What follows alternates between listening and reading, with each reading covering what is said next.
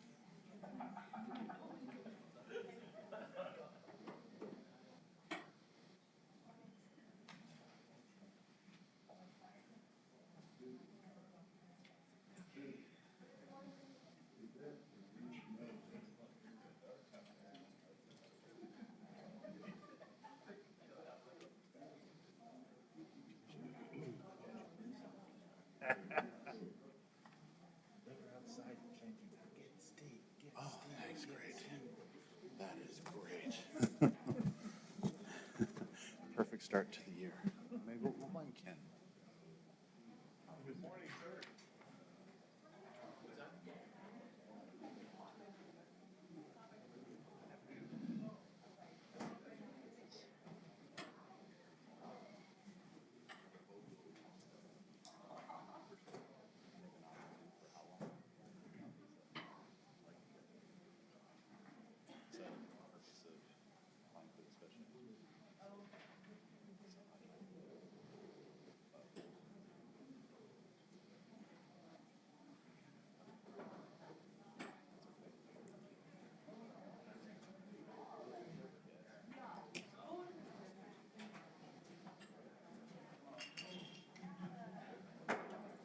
Okay, we have a chair.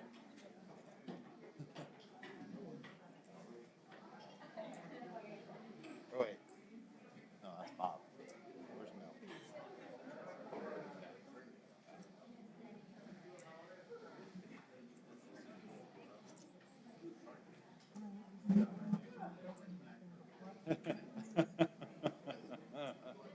Yes, I love where you're at.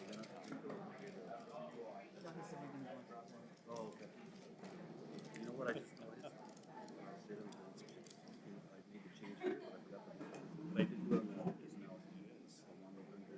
Oh, okay. Not a big deal.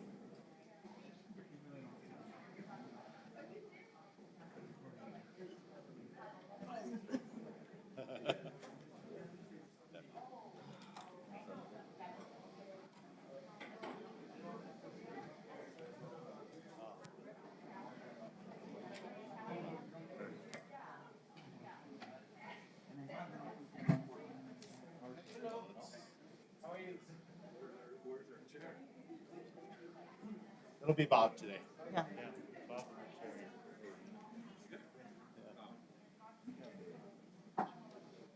Okay. She suggested that maybe we reverse the order of the second one first. That's why it's.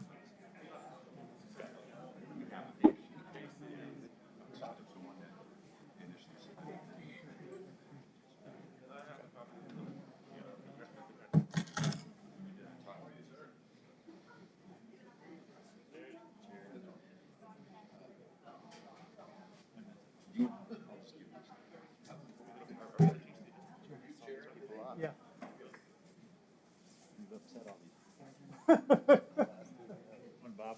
How are you? Good to see you. Here we go. Morning.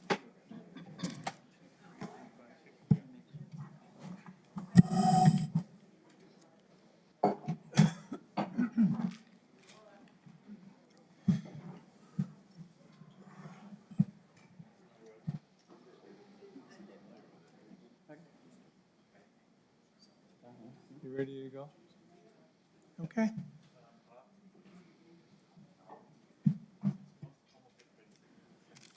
Yeah. No, I want to get the first one out. Okay.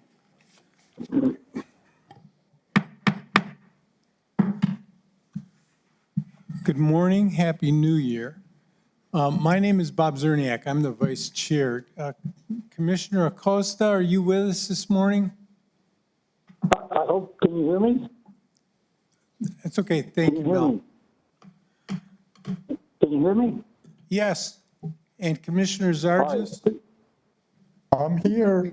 Thank you. Like it or I just want to point out, Mr. Chair, that I don't know where Commissioner Zargis is, but I want to be there right now. let's just say it's a nice recliner in a nice living room. And fortunately, there's all kinds of nice backgrounds for you. Yeah, as everyone can see, Commissioner Zargis is in the Bahamas. Yeah, right. Commissioner Zargis and Commissioner Acosta are attending the meeting remotely, so they do have the right to vote on cases. Could we have the roll call of officers, please? Commissioner Zargis, Electronically here. Commissioner Thurston, Here. Commissioner Herrera, Commissioner Montañez, Here. Commissioner Lear, Here. Commissioner Acosta, Present. Chair Zerniak. Here. Thank you. All right, I'd like to hear a motion on any approval or changes to the agenda, please. Any? I'd move the agenda as presented. Second, please. I'll second that. All those in favor, say aye. Aye. Aye. Opposed? Same sign, all right. We have approval of minutes from the P and Z meeting of November 18th, 2021. Are there any changes? Could I hear a motion for approval? I'll move to approve the minutes from the Planning and Zoning Commission meeting of November 18th. Second? I second, sir. All those in favor, say aye. Aye. Aye. Opposed, same sign. All right. There being no old business, we will hear case Z21012. This is a case submitted by Kevin Salcido. I'm going to, Art, before you begin, for those of you who don't have a seat, the county is asking you to please social distance, and if you can't, they're asking you to wait out in the lobby. So we'd appreciate it if you would help us with that. Thank you very much. Art, you have the floor. Sir, thanks, sir. Please state your name and address for the record. Art Rubio, 845 North Hotel.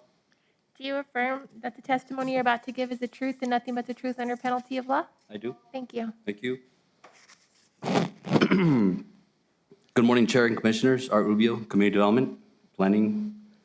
So before I start this, let me just give you or unpack this case because it's got quite a bit of background. So this property is part of the Flemish subdivision, which dates back to the ETC and had its beginning around 2006. Roadway design and limited infrastructure improvements were designed to meet the ETZ development requirements. And at that time, water main, sewer main, and gas main were installed and roads were graded.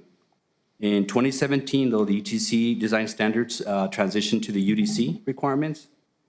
And then the applicant opted to maintain the same roadway design as previously approved under the ETC. But in order to do that, they submitted a modification request, which staff was supportive of.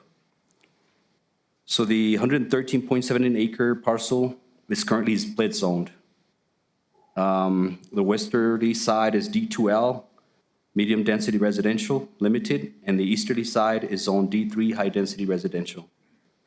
In light of the existing split zone, and based on recommendation from staff, and a condition placed by the P and Z under the preliminary plat review, there was a condition for the zone change. And also on January 11th, 2022, the BOCC reviewed and approved the Flemish preliminary subdivision with that condition. And then on November 18, I already said on November 18, 2021, PNC had approved it with a condition.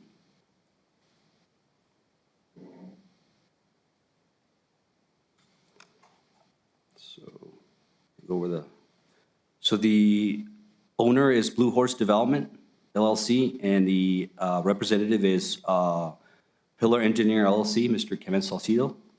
The location is north of Barcelona Ridge and east of Anthem Road. Again, current zoning is a split zone. As I said, westerly is D2L medium-density residential, which permits a mixture of single-family site-built homes, manufactured homes, duplexes, residences, and related residential support uses.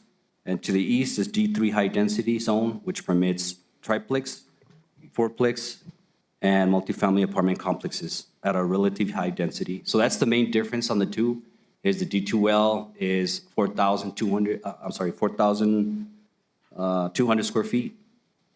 I'm sorry, let me back that up. The D3 is 4,200 square feet, and the D2 is 6,000 square feet as far as lot size.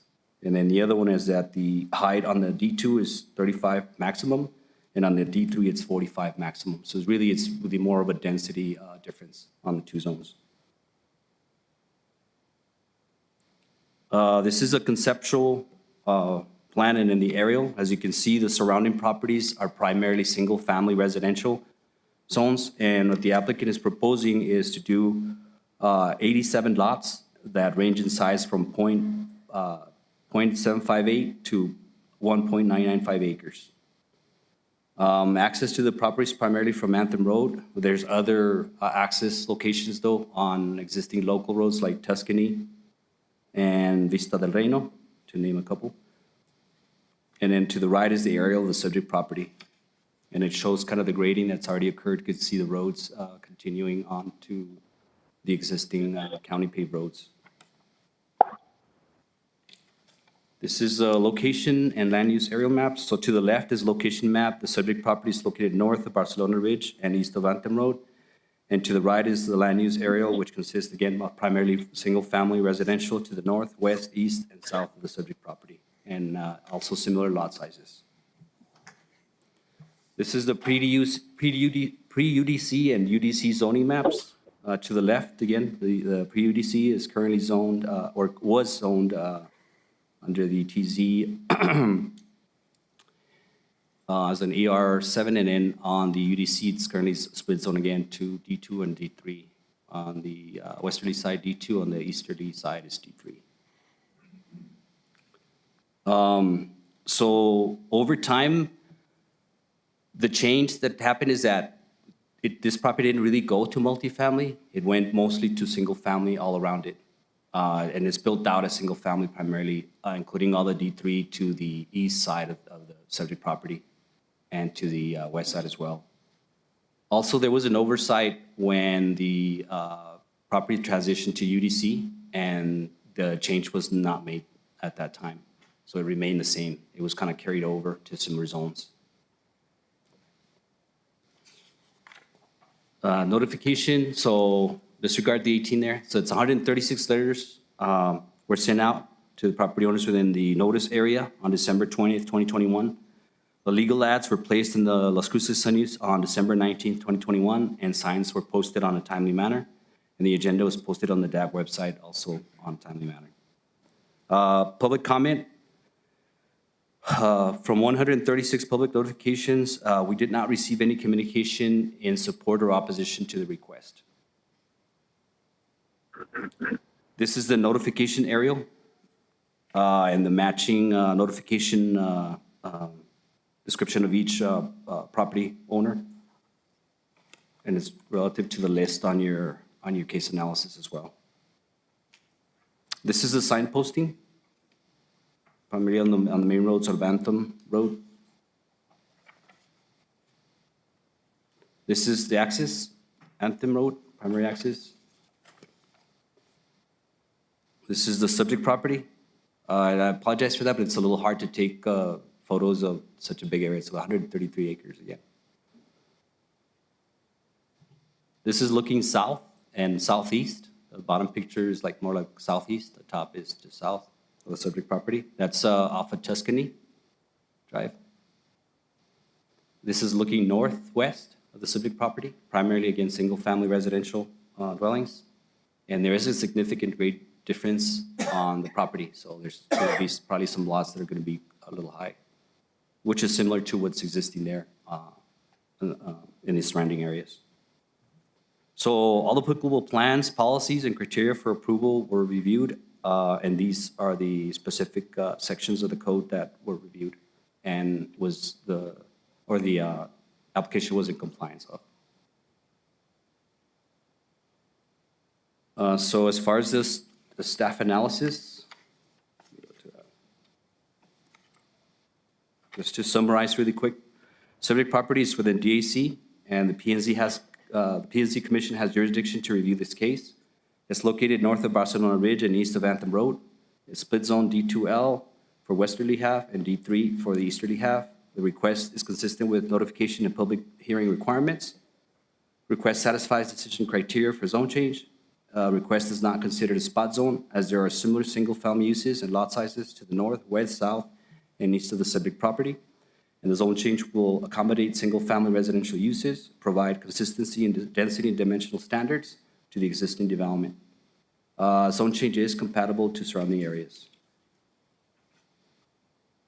With that, based on the request meeting the applicable sections of the Doña Ana County Code, Chapter 350 Unified Development Code, and the findings listed above, conforming to the elements of Comprehensive Plan 2040, meeting the Miller criteria, sufficient change in the conditions, and decisional criteria 350-203D is not considered spot zone, and 350-203D 5A need to cover and perfect the previous defective ordinance to correct mistake or injustices therein. Staff recommends approval of case number Z2112.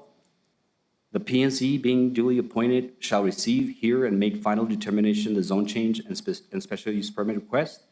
The decision to the P&Z can be appealed by an aggrieved party or person to the BOCC in writing within 30 days of the executed P&Z order. With that, that concludes my presentation unless there's any questions from the commission. Yes, sir. Is the applicant here? Yes, sir. Did you want to add anything? I do not. Okay. Is there anyone here in opposition to this case? Commission, questions, comments, motions? Mr. Chair, just one question. Yes, sir. Art, you mentioned the zoning designation prior to the adoption of the UDC. Can you just describe a little bit more about the ETZ zoning designation and what that allowed for versus what it would allow for now with this zone change? Yes, sir, certainly. Let me go over that.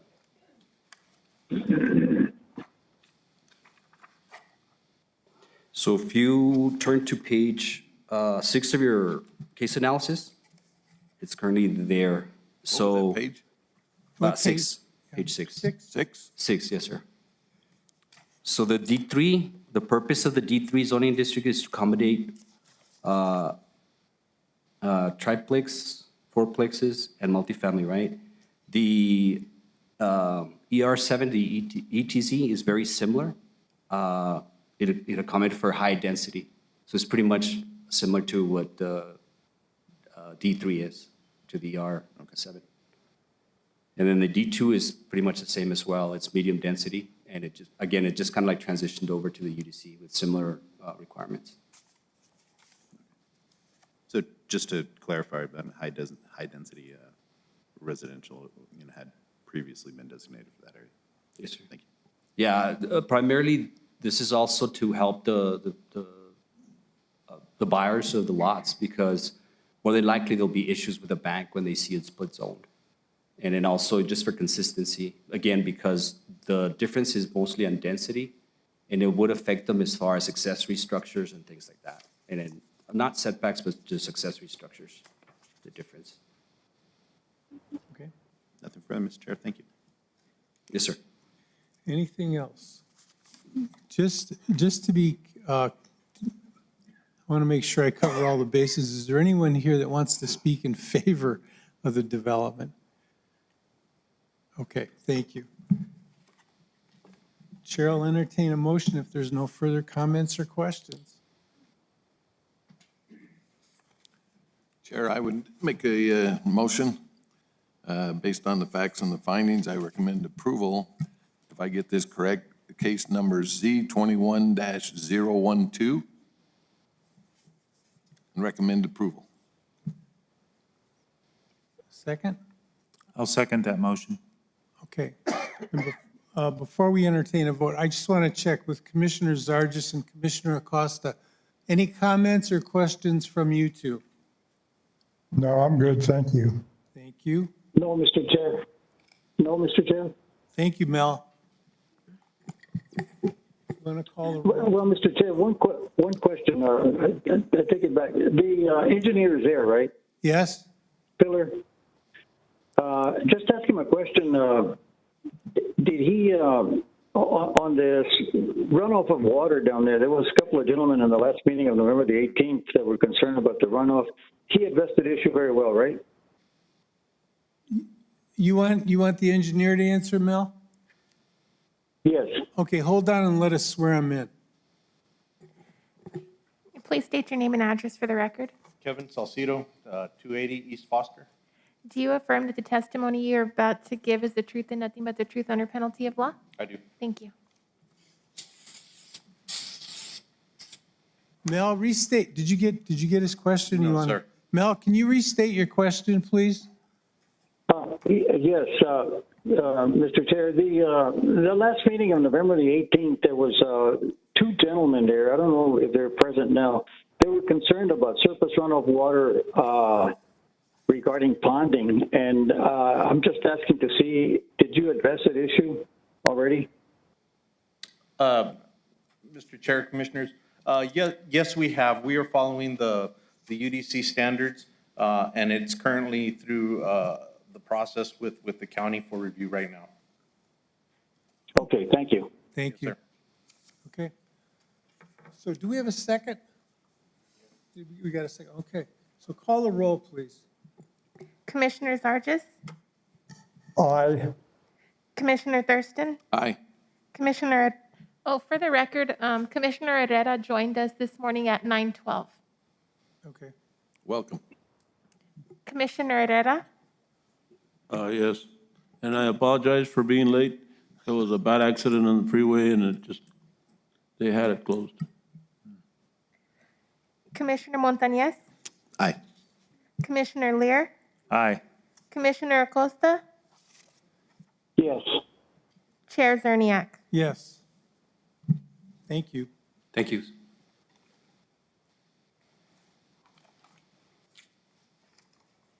So their next case is SU 21-022, a request submitted by John W. Day for Firebird LLC.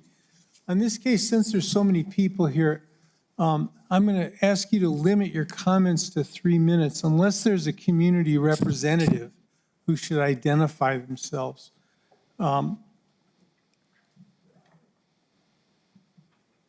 We will get to everyone in the room, no matter how long it takes. So the only thing I would ask, if someone has made a statement and your comments are identical, we really don't need to hear those again. We will record them and take them into consideration. Art, I guess, are you presenting this case? Albert, it's all yours.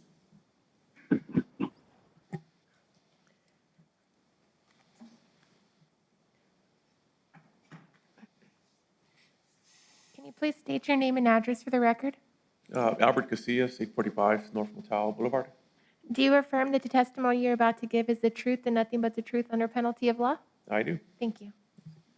Morning, Commissioners, and Happy New Year's. Our second case today is going to be a special use permit for the temporary home for 10 individuals who take part in substance abuse treatment services at an off-site facility. So the applicant was John W. Day for Firebird LLC. The property is on Snow Road at 3851 Snow Road. It's about a 10-minute drive from here. And it is zoned D1L, low-density residential, limited to site-built homes only. A location map, this is Snow Road. This is where the property is going to be located. Apodaca Road right here, and this is Mesilla Acres Road. So this is part of the Mesilla Acres subdivision. Here we see an aerial of the area. So it's pretty much to the north and the west. You'll see pecan trees. This is the Mesilla Acres subdivision. We have Apodaca Road right here, and the subject property is part of that subdivision. It is identified as lot number 1. However, it doesn't have access to the internal road. Its access is off of Snow Road. It is 1.81 acres. Per the county assessor's office, back in the 87 and 88, the 2 main homes were built. The current owner bought the property in 2019. There is septic tanks and wastewater service for wastewater services, and there is a domestic water well on the property.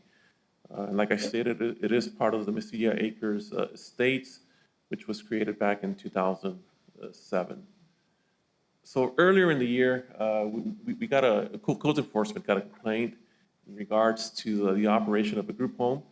Our code enforcement officer, Frankie Estrada, went out there, contacted the property owner's rep, and discussion on the SUP took place. We received an application on July 7th. Through agency reviews and all that, it was determined that they needed to basically upgrade their site plan. So they contacted an engineer so they can do an engineered site plan through SMA Engineering. And so the application was basically deemed complete till October of 2021. Here's a close-up of the property. This is Snow Road right here. This is their driveway coming into the property right here. This is the main home, and we have an accessory dwelling here right south of it. And this is basically a garage, but it does have an office in there. The zoning, it's all D1L out there.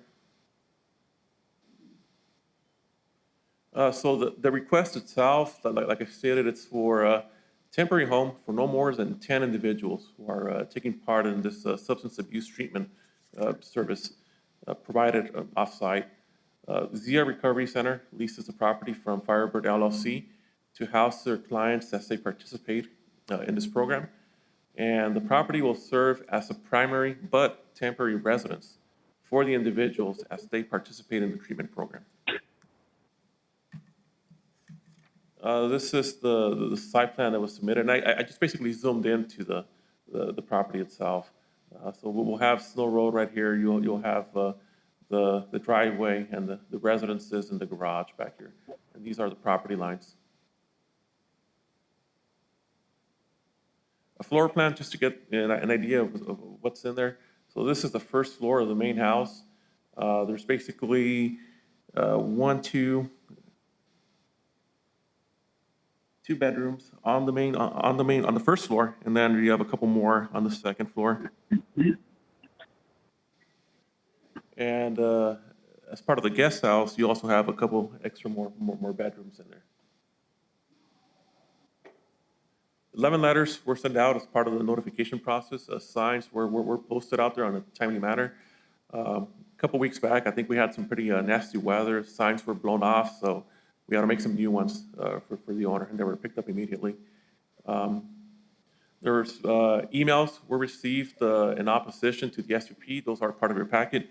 And I'll also hand out an extra email that was submitted after Friday before the packet went out. Just give me a second.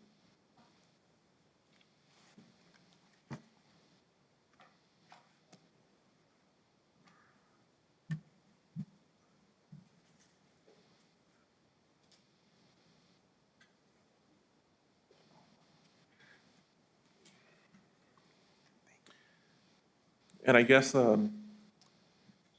because Commissioner Acosta and Sargis, they're visiting us virtually. I'll go ahead and just kind of read the letter real quick, just so they know what the letter entails.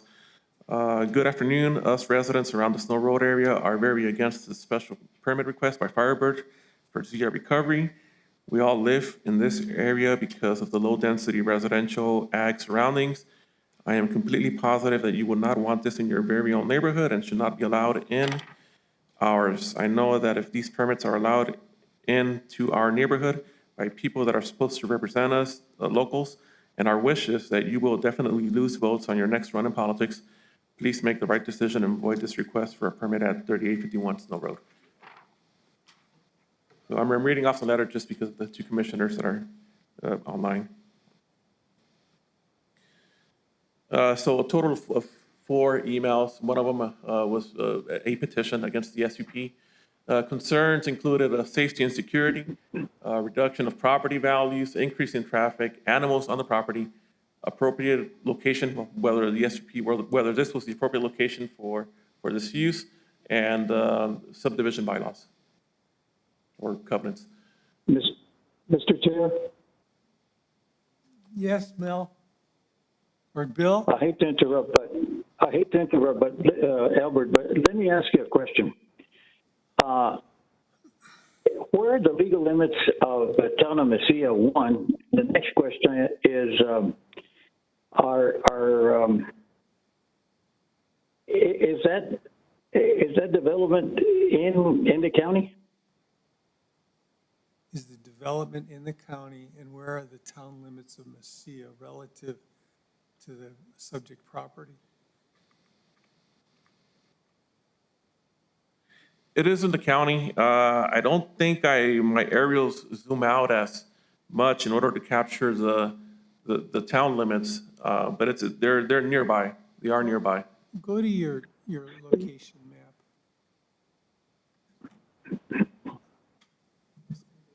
Yeah.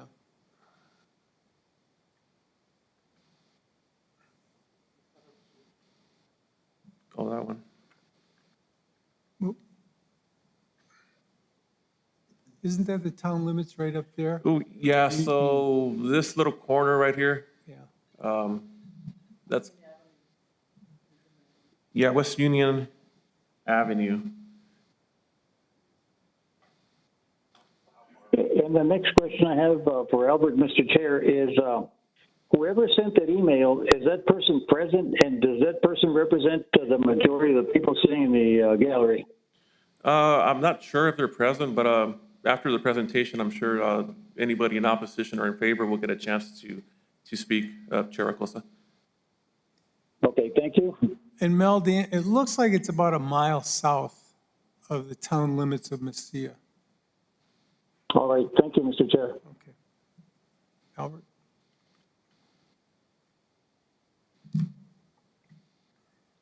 So the next couple of slides, we'll just have pictures of the property. So we have the signs that were posted. This is Snow Road over here to the left. And actually, this is a map of those properties that were notified about the case. So this is their entrance, their main entrance right here off of Snow Road. It is pretty much paved all the way in there. On here, you'll see the main home. This is the main house right here. And then this is the guest house. And right here, this is the garage, but there is basically an office in here as well. It's not being called out as a bedroom, but it's basically an office for workers. Here we're looking at the rear of the property. So this is the wall that's for the neighbor to the south. You can see that on their end, there's already a couple of pine trees out there. This is to the east. So you see this privacy fence right here.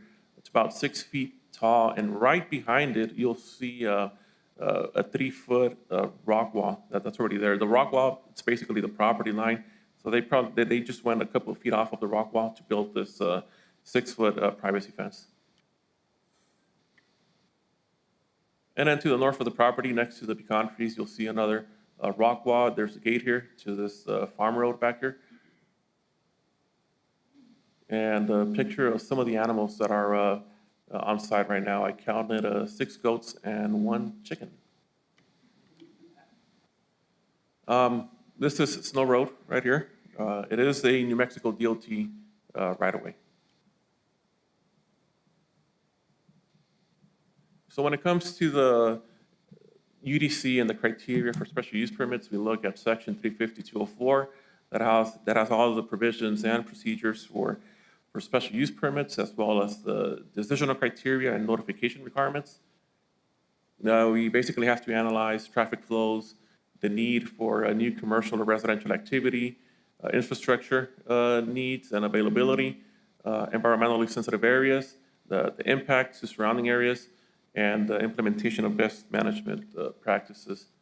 Other criteria and policies included in the UDC, we have detailed site plan requirements, and then there's this section here for group homes. It basically says group homes, including all uses meeting the definition of group homes in the Fair Housing Act and Federal Housing Amendments Act, shall be permitted where a single-family, duplex, triplex, fourplex, or multifamily dwelling use is permitted, and shall obey any zoning restrictions for such a dwelling use.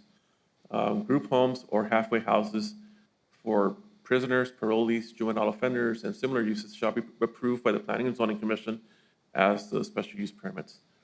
And on the glossary for group home, we have the definition of a dwelling unit where 6 or fewer unrelated people in need of care, support, or supervision can live together. And then just to kind of summarize, there was a complaint received back in April. The applicant submitted the SUP, the application in July. It was deemed complete in October. The SUP today is for the temporary housing of no more than 10 individuals.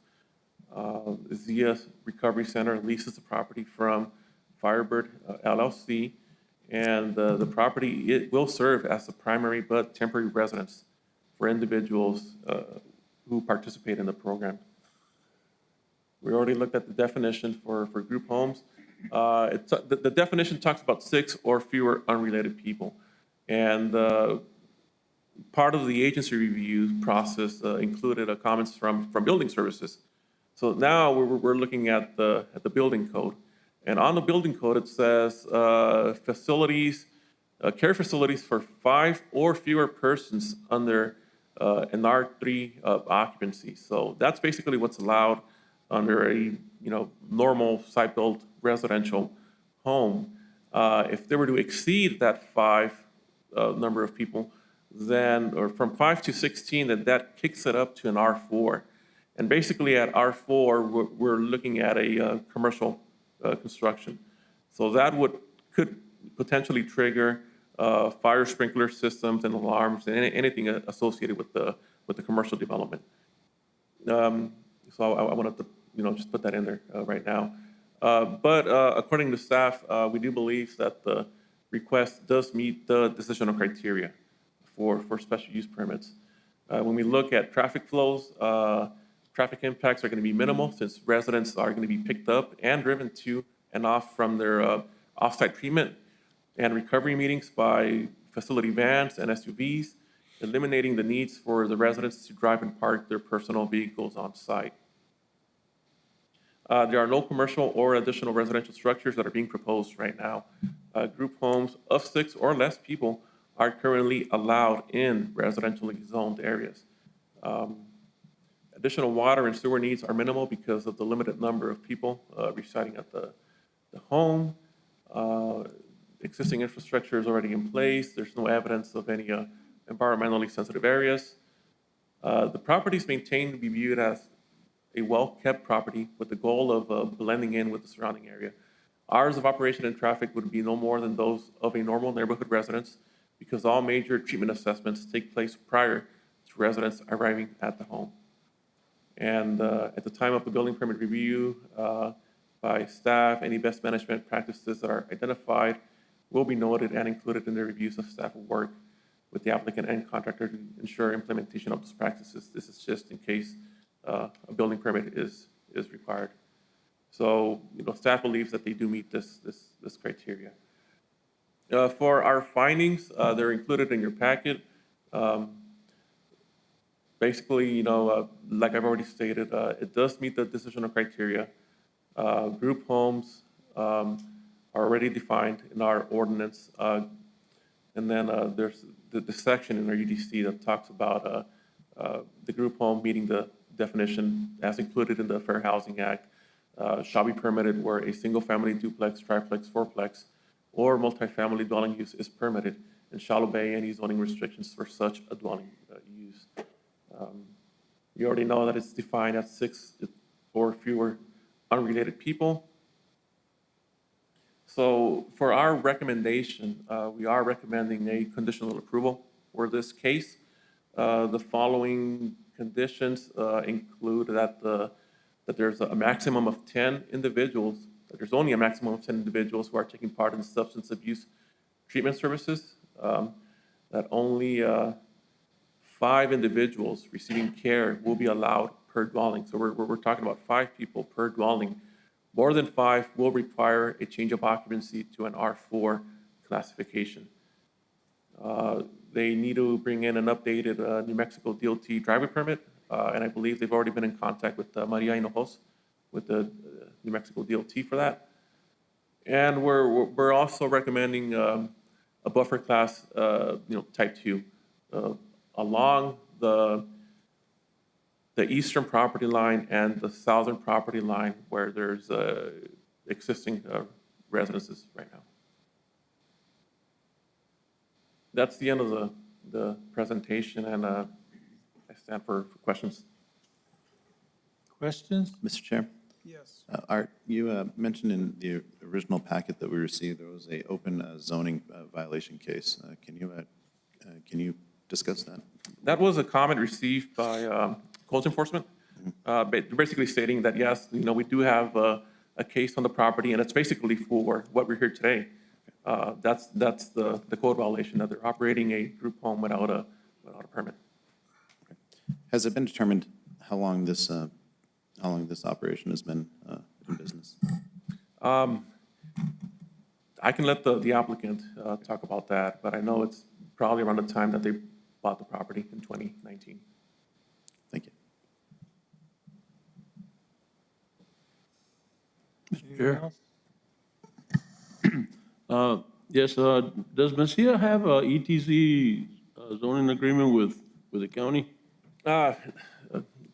Commissioner Herrera, no, they don't.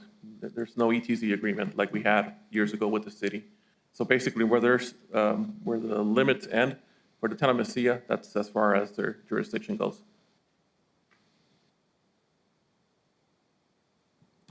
Mr. Chair, Mr. Chair, I have a question. You stated that the definition of a group home is 6 or fewer. And it seems like you're, I guess my question is a group home defined as a building or as a site? Because it seems like we're actually creating 2 group homes on this site. Yes, and that's an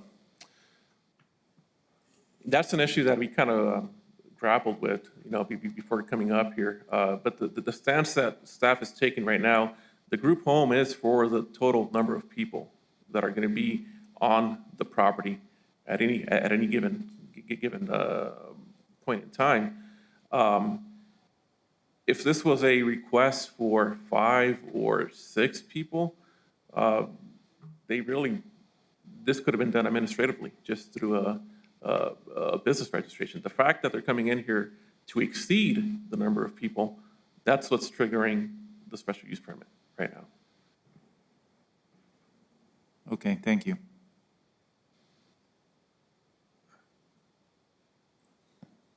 Okay. Ken, did you have anything? I have a question. Okay.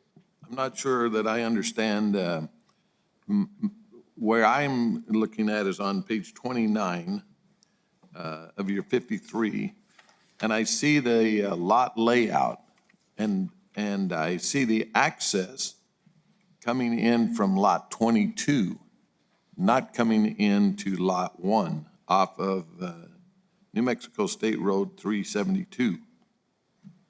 Is there an agreement with the landowner, or is there an easement? I don't see an easement access for the actual residence that's on 20, or on lot 1. It looks like he has to go through lot 22, if I'm observing that correctly. Chair Thurston, there is actually a grant of easement recorded at the county clerk's office, specifically for this, this portion of the driveway that's going into the neighboring lot. So there is an easement recorded. There's also, I believe the applicant does have an updated site plan to include that easement on here. It's just that it was kind of too late to upload it onto the presentation.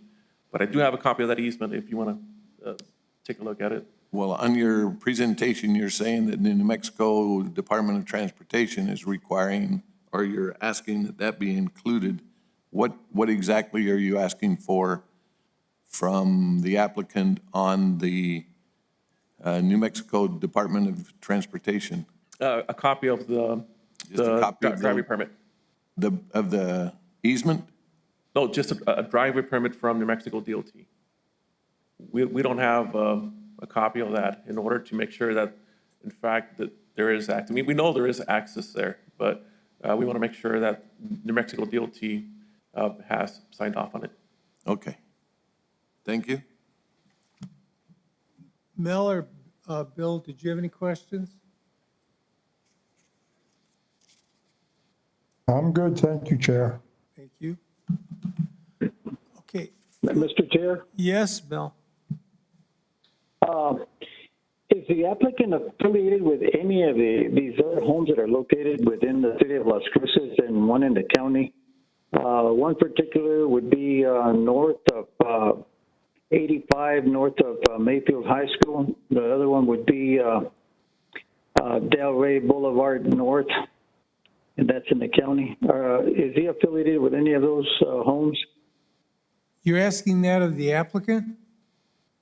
I'm asking that of Albert. Chair Acosta, I don't have the answer to that question, but I can let the applicant address that. But also just to clear something up, we are aware of a home coming in north of Mayfield High School. I think that one's going to trigger a special use permit, so potentially it could come before you guys. So I would recommend not discussing that one. We don't know if that's the same people. Yeah. And the other one, also a question of Albert. On the technical side, when it goes above 6 or more, everything escalates to more commercial. Am I correct? You explained it there on fire suppression and different things. Am I correct on that or not? Chair Acosta, yes. Basically, in the UDC, group homes are allowed for 6 or less people. However, the International Building Code, 6 or more, requires building services to treat it as a commercial facility. All right, thank you. Let's hear from the applicant.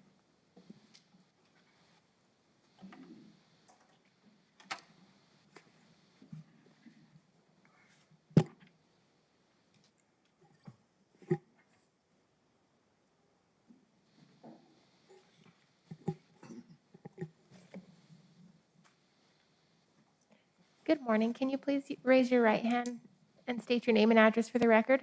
John Day, 303 North Alameda. Do you affirm that the testimony you're about to give is the truth and nothing but the truth under penalty of law? I do. Thank you. Good morning, Mr. Chair and Commissioners. Appreciate the opportunity to be here this morning. My name is John Day, and I'm an attorney representing Firebird LLC, the applicant, and Zia Recovery Center. And I've got with me Ryan Brewer and Dan Smead. Mr. Brewer is the CEO, Mr. Smead is the Director of Programs, and we're here to answer questions. Mr. Day, can you raise your microphone a little? Thank you. Oh, sorry.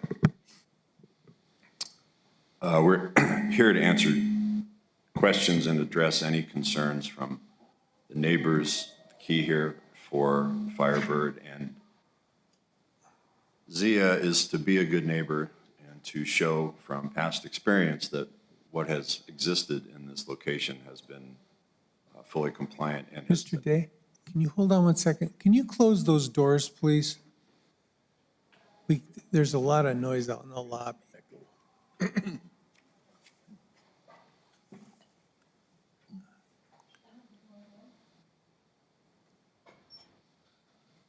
Thank you.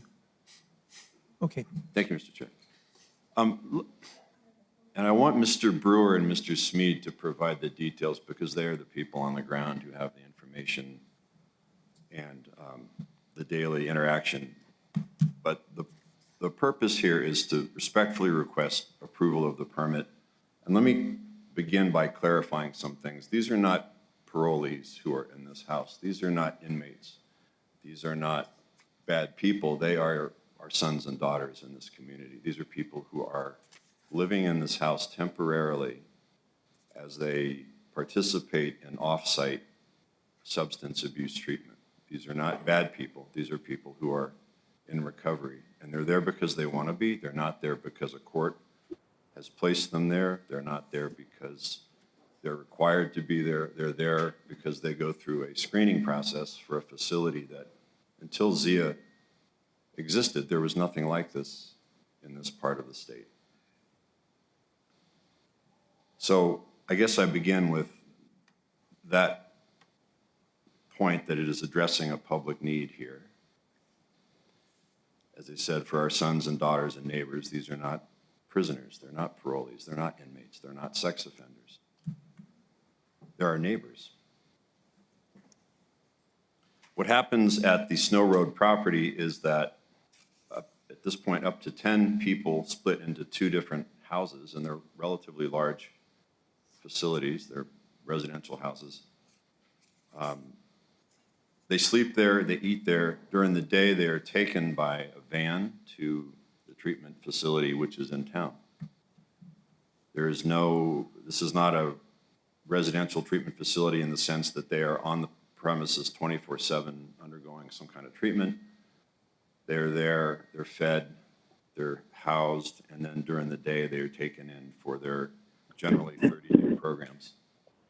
And I think, as you can see, there are a lot of people behind me who want to address you and want to make their opinions known. And we also are respectful of the people on the other side of this issue, and that's what we want to be here to answer questions, provide information. I think the fact that there's been a 2-year track record of this facility operating with no issues. There was a donkey, apparently, that was braying. The donkey's gone. I know there are complaints about chickens. If that's an issue, the chickens will be eaten. And I don't want to make light of this because we understand the neighbors' concerns, and they're reasonable concerns to have if you are living next to a place where maybe it's a mysterious situation. You don't know who the people are in there, and I think that's what we're here today to address. Because, as I said, these are our children and our neighbors and our relatives. These are not strangers coming in on a prison bus. They're not prisoners. They're just people who need some help, and they stay in this very lovely, nice residential place, and then they go and get treatment, and hopefully at the end of their 30 days, they have some insight into their situation. But before Zia existed here, there was nothing like this. And so we're asking you to consider the benefit to the public of having this very nice, quiet residential facility for some motivated people who are getting some help. We are respectful and we are paying attention to what the neighbors are saying, and that's very important. I know in doing these throughout the state, there's often times when we can find, if there are actually issues, we have things like police reports, sheriff's reports, fire reports of something that's happened, but that's not this type of facility. I think there was one incident earlier in the year or last year when a resident needed a ambulance, and an ambulance came out, and so a sheriff's officer came out with the ambulance, which I think is standard procedure. But we don't have any evidence of any other incidents there. That's because there haven't been. This is not a facility with dangerous, bad people. It's a facility with people who are getting help with professional counselors. And I think you're going to hear from some of those people who are receiving the help and some of those people who are providing it. Excuse me. But getting back to the issue of the neighbors' concerns, we want to address those. We want to be good neighbors. We want to make sure that any issue gets dealt with immediately and to the approval of anyone who brings it up. And I can't stress that enough, because we're not there to cause issues with the neighbors. We're there to be a good neighbor. I know there are concerns about things like property values and what's this going to do, and we don't have any. I would say it's one thing to speculate, and I think that's normal human behavior in this kind of a situation, but the reality is there's no empirical evidence that this has any effect at all on property values. In fact, I think, as you can see from the photos, the property's been maintained in a way that's consistent with the rest of the neighborhood. Again, the lack of any issues involving police, fire, public safety, the lack of any empirical evidence about property values other than reasonable concern and speculation means that there's nothing hard, there's nothing in black and white that would show that these issues are ones that are of grave concern. We understand that neighbors have issues with those two areas, but the reality is, with all due respect, is there's nothing, we've seen nothing, and I don't think there anything exists that documents any kind of problem other than this is a situation where these folks at Zia are good neighbors, they're quiet neighbors, they're respectful neighbors, and they want to keep it that way. What I'd like to do, because there are so many people here and time is limited, I'd like to have Mr. Brewer answer questions and briefly address you, followed by Mr. Smead, if that's okay. Thank you.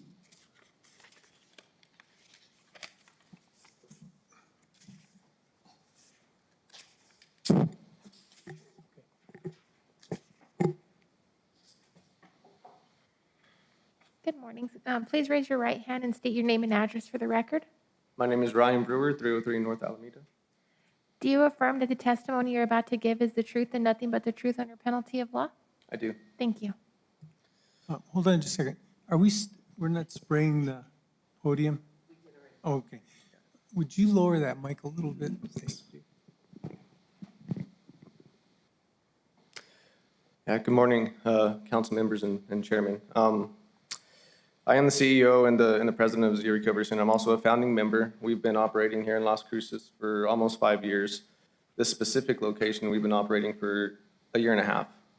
We actually came to the county to see what we had to do for any type of zoning or special use permit pre-COVID, right before COVID hit, and things got kind of weird. And so we went ahead and started services out there with a level of care that's actually not a medical level of care, it's an outpatient level of care. So I was under the impression, which was a mistake, I admit that we didn't need a special use permit, but now that we know we do, we are more than willing to do whatever it takes to do what we need to do. I'm really here to meet the neighbors, to introduce myself, and just to say a lot of what John already said. Zia's been here. We've created a really good thing here in Las Cruces over the past 5 years. We've served a lot of the people in this community. First of all, I can relate to neighbors not wanting a drug rehab facility in your neighborhood. I totally understand that. That is not what we are. We are a treatment facility. We don't house, I mean, John already explained it. The question of our legitimacy was questioned in the letters in your packet, and I just wanted to hold up this plaque right here. This is a CARFN, a national accreditation, a 3-year accreditation. This is the best you can get in the industry. We are the best of the best in this industry with several other treatment centers throughout the nation. Every I has been dotted, every T has been crossed, everything has been done so we can better serve this community in a legal, professional manner and make an impact. Our clients, who some are here today, alumni here today, clinicians are here today. Families are here today. And Las Cruces is much better for it, much better for it. The ripple effect of what we're doing in Las Cruces is unsurmounted. Families have been healed. People's lives have gotten much better. You'll hear testimony, which is very beautiful and amazing. So for the neighbors' concerns, I was reading such things as our legitimacy. I mean, we've got everything. We're probably overinsured, to be honest with you. We're probably over-licensed, to be honest with you. Like, we got everything. You want to come check us out, please come check us out. As, you know, there's concerns for children walking around the neighborhood and that there'll be needles and drug tests on the floor. We do not allow active users on our property, period. Our vetting process for our program is the strictest vetting process I've ever seen. We do not allow anything like that into the program, period. As soon as something like that is identified, it is discarded, it is taken care of. The drug test in question, I have no idea where that came from. It could have been from our facility. Who knows? We are an abstinence-based facility, period. We are not a maintenance facility. We are not a Suboxone maintenance facility. We do not allow any drugs, narcotics, alcohol, anything on any of our properties. The people that are there want to be there, and they are willing to be there to do whatever it takes to better their lives.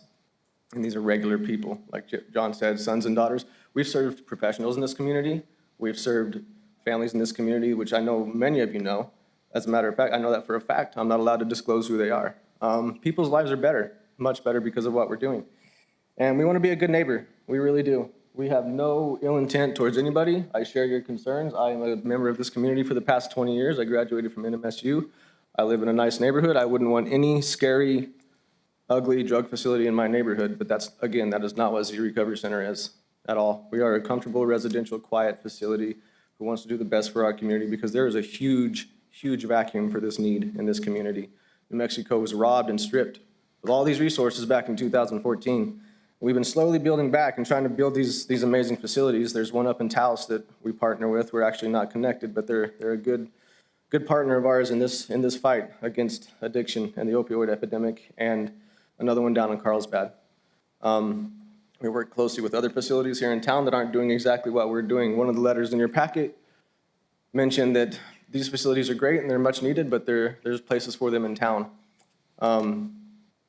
I could find nowhere in town that we could do this and have a nice residential setting with evidence-based practices and master's level clinicians, and where the clients can go home and be comfortable in their own bed in a nice house facility away from the hustle and bustle. We don't do the linoleum floors. We don't Velcro your shoes. We don't take away your shoestrings. We don't do any of that stuff. We want this to be as real as possible. The people we bring in are medically stable. They are psychologically stable. We're not a strictly mental health facility like the other places in town, which are amazing places for that. That's not what we are. The people that come to us are medically stable. They are mentally stable, and they are ready to get to work and better their lives, and they have. And there are several here today that can testify to that. And I'm very grateful for this opportunity to sort of explain what we're doing, because we don't get this public platform very often. There's a lot of misconceptions about what we do and about addicts and alcoholics and quote-unquote drug users. It's a protected class of people under the ADA. And I'm one of them. You're looking at one right here. 6 years sober. Haven't touched a drink or a drug in 6 years. Giving it all back, and that's what we do. And just grateful for your consideration for this special use permit. We're here to help the community. This community raised me, and it's time to give back. So with that, I'll take any questions you have. Thank you. Questions? Mr. Chair. Mr. Brewer, how long has your facility been in operation? This specific location or the whole thing? This specific location? 1.5 years. Okay. Is there, and you don't have to answer, and just because it is a question that has been asked. Mm-hmm. Is there, can you speculate on how and why this facility has been able to operate for the past 1.5 years without a special use permit in a residential neighborhood? I was under the impression that we didn't need one according to the level of care that we were doing. We have 2 other homes in Las Cruces that are over the city jurisdiction, which did not need a special use permit as group homes. I was under the assumption it was my mistake. And of those operations in the city's jurisdiction, were you able to do that research that that allowed you to operate there? Mm-hmm. Were we able to do the research? Yes. Yes. Okay. So here in this unincorporated unincorporated part of the county, Mm-hmm. or a residential neighborhood where it's a clear residential neighborhood, it was determined or decided to just go ahead and open up without any, research or any kind of procedural research done to determine whether a special use permit would be necessary to operate? There was. We came and talked to the county for a little while pre-COVID, and then it all disappeared because of COVID. We were told that we couldn't house anybody out there with the detoxification level of care that we wanted to do. It was more of a medical thing we were trying to do. So I just went ahead and started an outpatient level of care out there, just like any doctor coming to your home to see you for an appointment. Was there any clarity on the amount of occupants that would be allowed at your facility? We were operating under the Fair Housing Act, which is 10 or less. That's what we operated off of in the city. The city told us we could. So again, my mistake assumed that the county would go the same direction. And does that 10 or less include? It's 10 or less. Is that 10 or less, is that just the patients that you serve, or does that also include the staff? and 10 or less counseling and outside? residents. Yeah, 10 or less residents. So you are already at the maximum 10 allowed just with the patients that are on your property? Living there, yes. And how many staff are present 24 hours a day? There are two technicians throughout the day. There's one overnight, and there's a chef. Okay. So it wasn't, and I'm sorry to speculate, and you can correct me if I'm wrong, but the special use permit process did not get started until April 23rd when the open zoning violation case came to your attention. Correct. Thank you. And what's the age range of your residents? We accept anyone from 18 to 65. And usually on average, it's from anywhere from 18 to 35. And both men and women? Yes, sir. Okay. Any other questions? Mr. Smead. Thank you.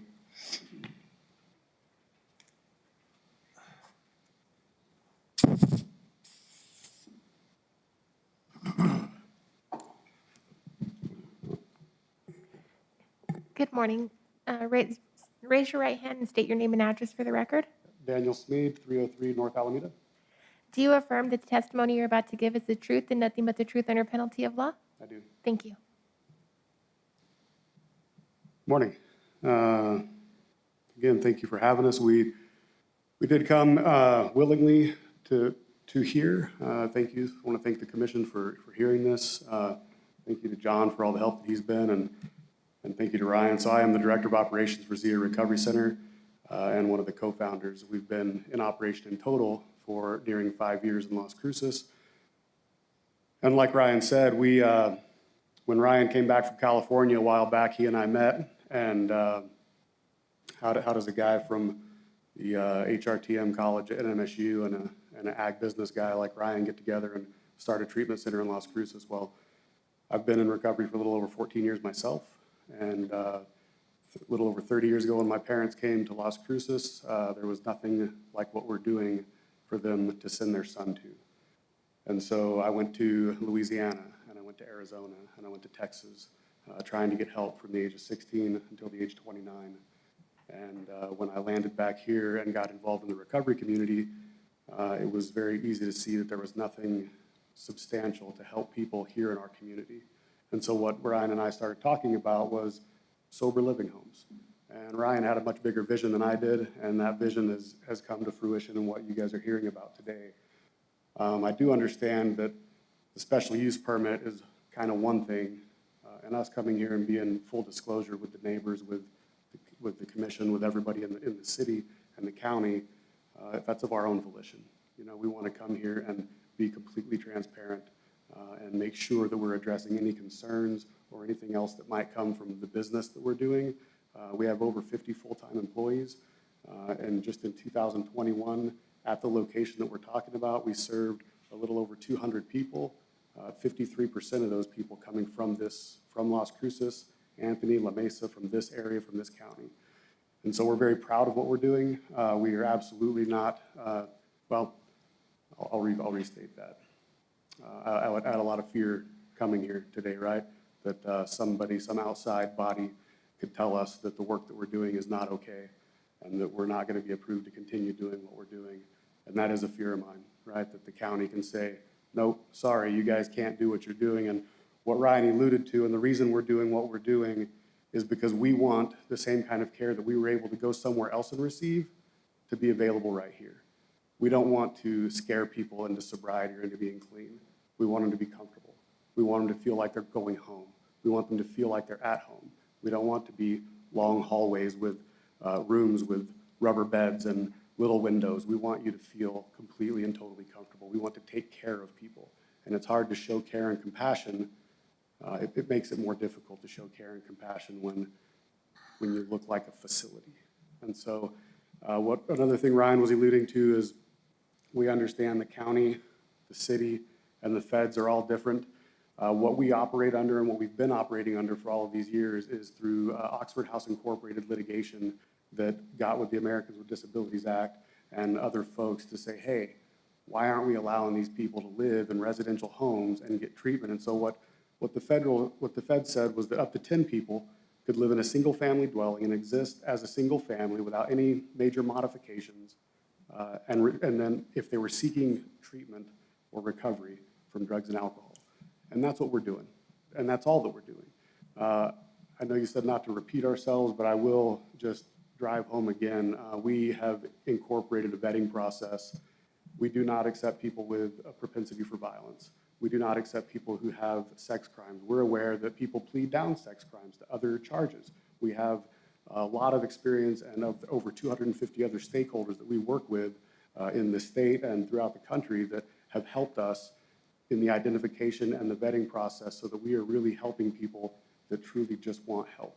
People that are at the end of their rope and don't have anywhere else to go and have maybe lost everything, maybe not, but are coming to us and saying, hey, I need help. And we want to be able to continue to say, yes, we can help you. And so with your help and with the community's help, we would like to continue serving this community and being a place that we can operate and operate within the guides of what you guys set forth for us and not be in opposition to anything. So with that being said, I also will answer any questions you guys might have. Questions? So can you describe a typical day for me for a resident? Absolutely. Yeah, you wake up and there's, we have other people in operations here that are a little better to discuss the ins and outs of the dailies, but you wake up in your own bed in what you're calling home, in your temporary place. You go downstairs.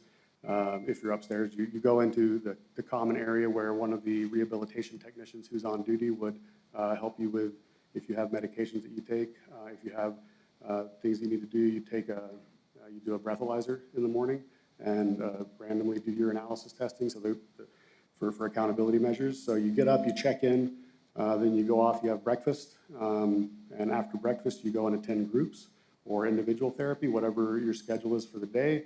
We do group therapy, we do individual therapy, we do case management, which involves vocational and all kinds of other things to help people get their life on track.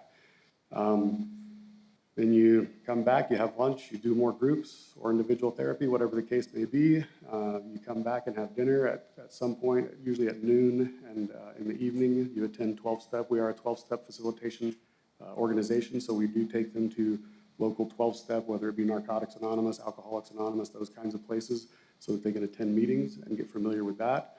And then you come back in the evening and you have downtime, and you get to relax, process what you've done throughout the day, hang out with your peers and go to bed, wash, rinse, repeat. Is there a curfew? At the location we're talking about, there doesn't need to be a curfew because you're always under the guise of someone. So the treatments you're describing, the groups, does that take place at the house or off-site? So there are things that take place at the house and there are things that take place off-site, both. Okay. Yeah. And I think one of the major questions that people from the neighborhood have, are the residents free to walk outside the facility unattended? So not encouraged. If somebody walks out, usually they're walking all the way out. They're leaving, and that's not even what we do. We have a referral process. We have a discharge process. Even if somebody's leaving against our advice, we have all plans in place for those things. But no, it's internal. I mean, the reason that we love this property so much was that it doesn't enter through the neighborhood. We don't drive up and down the neighborhood streets. We're completely and totally, it's its own thing. Even though it's in front of Mesilla Acres, it's really not a part of Mesilla Acres. And so that that was attractive to us. We wanted it to be very private. That's why we put up the big privacy fence along the back. We didn't do that on the other fence because there were already trees and things like that in place, so, but yeah, Okay. yes, sir. Any other questions? Question. What is your success rate and how long is the average Yeah. time for the people there? So excellent question, right? And our success rate when it comes to people, the reason that we are, there's some other story to it. We also have other properties in town. No, we are not associated with any of the other addresses that were questioned. We are not. We do have 2 other properties in Las Cruces where we do business, and we are a long-term facility for up to 7 months. That's one of the biggest factors that differentiates us from anybody else. There's also a housing component to everything that we do throughout that entire span. And so our success rate for people that stay all the way through our program is over 30%, which is unheard of in the treatment industry. If we get people just like everywhere else, and if you just stay for 30 days, you know, success rates are lower than 5%. But the fact that we have this program where we're getting people not just into a 30-day program, but into a 7-month and sometimes 9 months, and it has even happened up to a year where people have stayed with us to get their lives back on track and really give people the tools they need in long-term recovery. We have, like I said, about a almost 36% success rate, which is amazing to us. And we have a lot of folks here behind me who are those successes. Anybody else? Thank you, Mr. Smead. Thank you. Appreciate it. Mr. Chair and members of the commission, in the interest of time, I know there are a lot of people who would like to speak in favor and give you their own account of their experiences at the facility.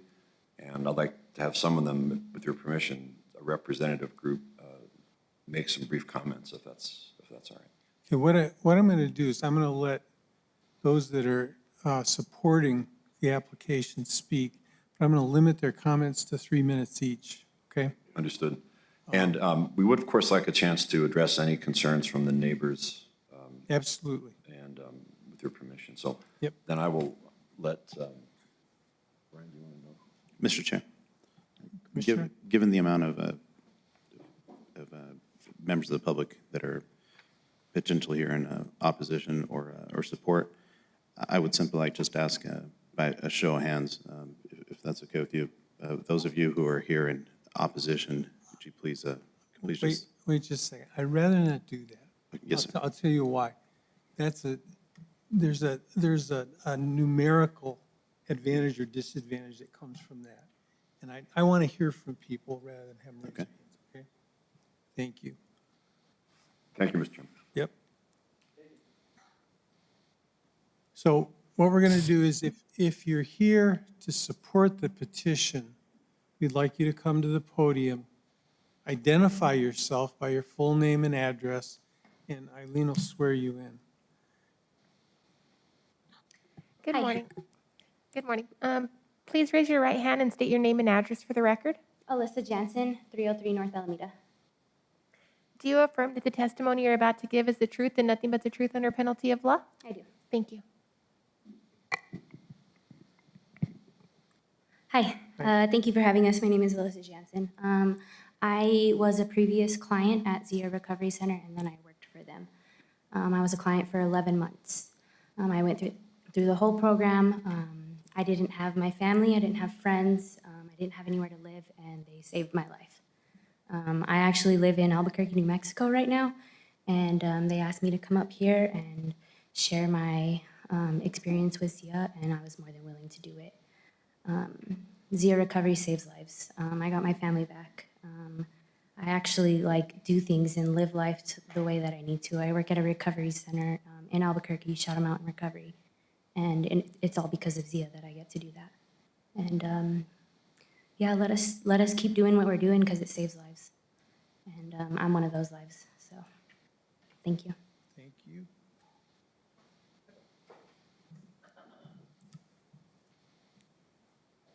Anyone else?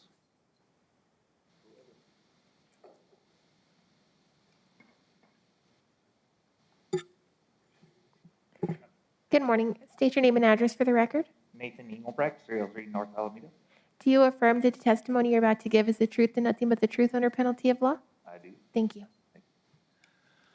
Good morning, folks. Like I said, my name is Nathan. I am currently a recovering alcoholic. I've got 6 months under my belt right now, and that is thanks to Zia. One of the things that it has offered me that is tremendous is a family and in with the community, Las Cruces community. The folks I have met here at Zia have become the closest thing that I have. I share parts of my day with them, anything and everything, like a family would. And the Snow Road location was where that all started. It showed me a different side of life that I wasn't aware was possible. And now that I have moved up, and worked this program, it has opened the door for me to give back to the community, to be involved, to be a productive member of society, which is extremely fulfilling for me. And, it shows me how good of a person I can be and what I can do for others. I've always thought I was a good person. I just didn't know how to do it. I didn't know what to do or how to do. And Zia has shown me and offered me that opportunity to grow and change. Nathan, how long were you a resident at Snow Road? Snow Road, I did 28 days. Okay. Thank you. Thank you.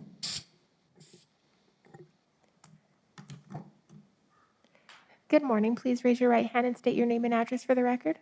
My name is Philip Rafael Ruiz, 303 North Alameda.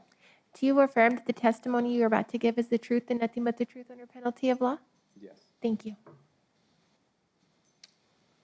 Good morning, y'all. My name is Philip Rafael Ruiz. I am a recovering alcoholic. And just to give a little brief history, I got to experience what Zia is in another fashion in California, along with Ryan Brewer. And the thing that I can speak to that in this way of recovery, this way of, a program. I'm sorry, Mr. Sure. Raphael. Go ahead and sit down. I promise you, you'll be able to speak, okay? That's all right. Talking dog. Go ahead. Okay. So anyways, basically the way that things work and the way that I've experienced, because I'm a current client at Zia right now. And basically what I can speak to it is that I've been given many different tools, many different suggestions, basically, different ways of going about it. AA, 12-step, Narcotics Anonymous, 12-step, different spiritual opportunities, basically, that has been given to me at Snow Road. So therapy, consistency, I guess, is the thing that I would like to, address, and that has happened in my recovery there at Snow Road. My life was in turmoil before, sons, daughters, all that kind of thing, mother, father, just completely in turmoil. And the opportunity that I've had with Zia has been to totally transform my life. And the thing about it is that, I'm not a violent person. I'm not a sex offender. They do a good vetting process with that. And the clients that I've been around, my peers, have been very supportive of everything in my own life. I'm given the opportunity to live, finally. I'm given an opportunity to look back at the way that I was living and to amend that and fix that. No longer to be a threat to society, but to be a benefit to society. And I think that's the important thing, in my diminishing time here, if there's anything that I can say and speak to that and then allow questions, is that Zia has allowed me to, yes, be there at Zia in that society, but to then be put back into society as a whole and, you know, be a benefit to that. How long have you been a resident? I have been a resident with Zia now, I'd say a little under 5 months. Yeah, at Snow Road, the 30 days. And Nate, you're a resident, not an employee. Correct. Okay. Anybody else? Thank you very much. Thank you.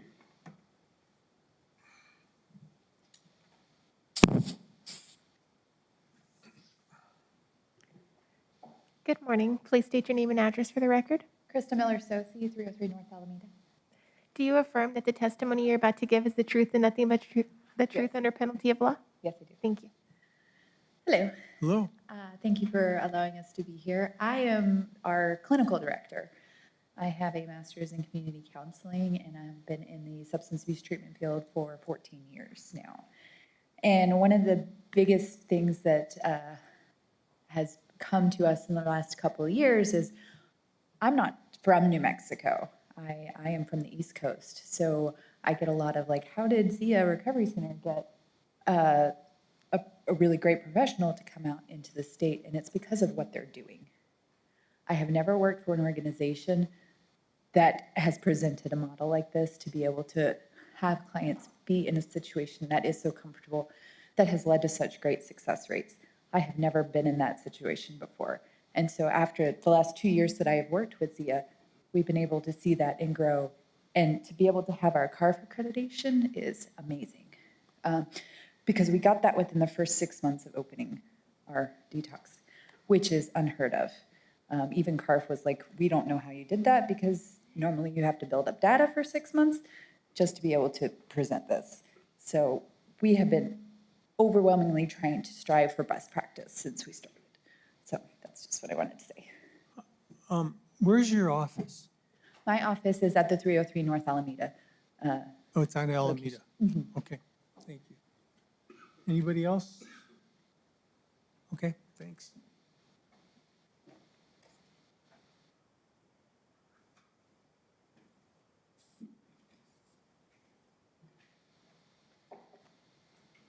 Good morning. State your name and address for the record.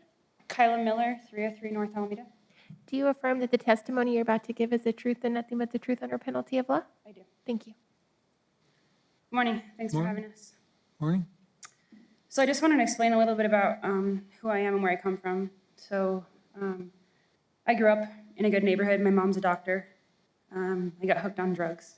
I struggled with drug addiction for most of my life. I'm 33. I've been in and out of treatment since I was 23 years old. And until I went to Zia and completed the program, my life I wasn't a bad person, I was sick. That's it. I had nothing left. I was at the end. I was basically pronounced dead in 2019. And since November 9th of 19, I've been clean. And that's because of Zia and the work that they've done. In the last a little over 2 years, I've been clean. I've gotten 1 degree. I'm working on a master's degree in social work, and I'm currently a licensed substance abuse counselor at another facility in New Mexico. So, you know, like I said, like my mom's a doctor. I grew up in a good neighborhood. This doesn't discriminate. It doesn't matter. It's our family members. It's our friends. It's our kids. It's people that have grown up here. I'm one of those people. I'm sure you know those people. And like I said, we're not bad. We're just trying to get well. You know, we're sick. And so another thing that Zia instills in us is that you can't keep what you have unless you give it away. And so all of us, I spent 9 months in their program, and I'm able to actually live with a purpose today, and that's to help carry the message of recovery to help people around me. And I do that now for a living, and it's incredible. So I just wanted to share that with you, and thank you so much for having us. Wait, just, anybody have a question? Okay, thank you.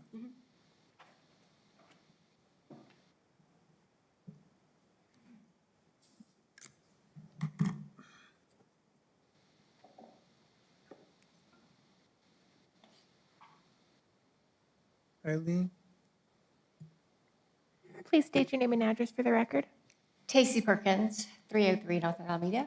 Do you affirm that the testimony you're about to give is the truth and nothing but the truth under penalty of law? Yes, I do. Thank you. Hi, I'm Tacey Perkins. I am a primary therapist at Zia.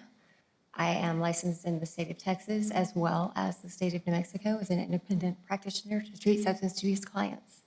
I've been licensed working with this population since 2015. I started my career in Houston. I moved to Texas, to New Mexico, and completed my Master of Science in Clinical Mental Health Counseling in September of this year. And I'm in the process of becoming a licensed mental health counselor for New Mexico, and I will also be duly licensed in Texas. I am also in recovery. My sobriety date is May 15th, 2005. I am 50 years old. God willing, I get to 51. I'll have 17 years in May.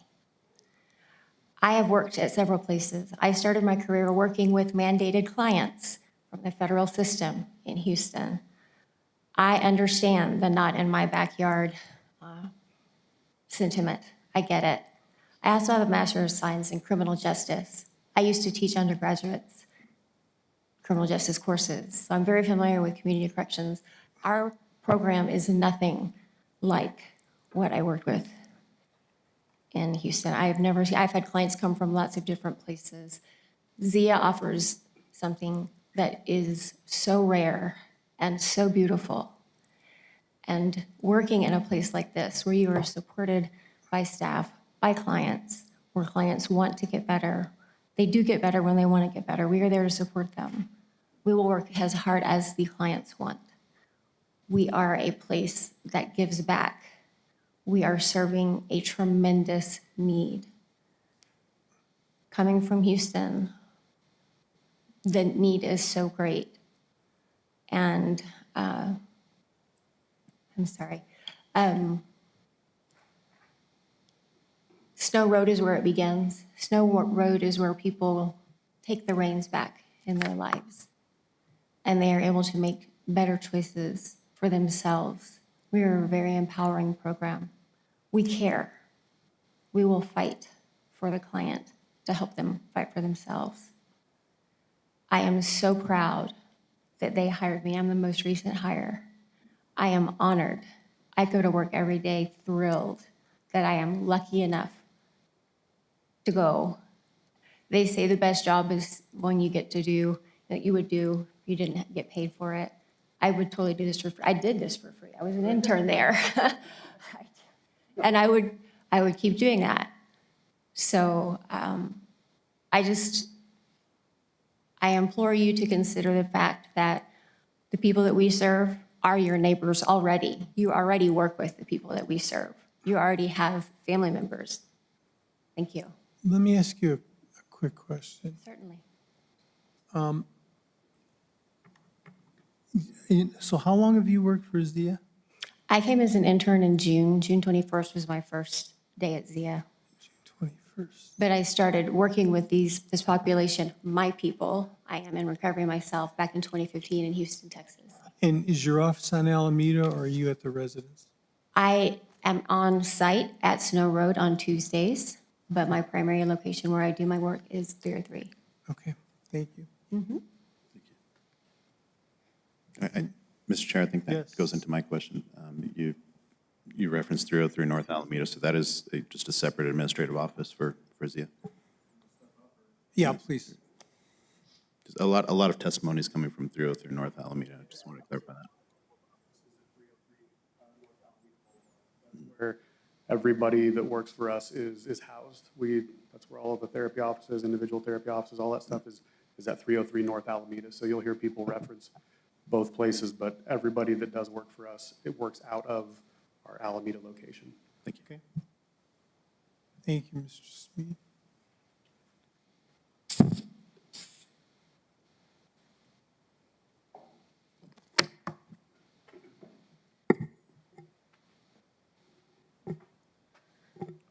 Good morning. State your name and address for the record. Marissa Vega. I am at 4820 Cayabella Avenue. Do you affirm that the testimony you're about to give is the truth and nothing but the truth under penalty of law? Yes. Thank you. So my name is Marissa Vega. I was in the program last year, and I was in the program for about 10 months. I am now 15 months clean and sober. I just want to make it known that it's a big deal to have this in our community because I've been to multiple different states to get help. And it was hard leaving my family and being somewhere where it was unfamiliar. It was scary. It was, it prevented me from not wanting to get the help because I had to go to different states. I had to go to California, Colorado, Arizona, Texas, and it was difficult for me to get the help that I needed if I needed to go somewhere else away from my family. Here in this community, when I found this out that it was here, I went right away and I got the help that I needed. I was able to be around my mom so she could come visit me and, have her support along with everybody else that's in the ZIA program. And if it wasn't for ZIA today, I probably wouldn't have the life that I have right now. I'm able to work in my community, and I work at Walgreens, trying to build up there and also help people that are in need, that are sick, and yeah, that's all I wanted to say. So thank you. Thanks. Any questions? Thank you.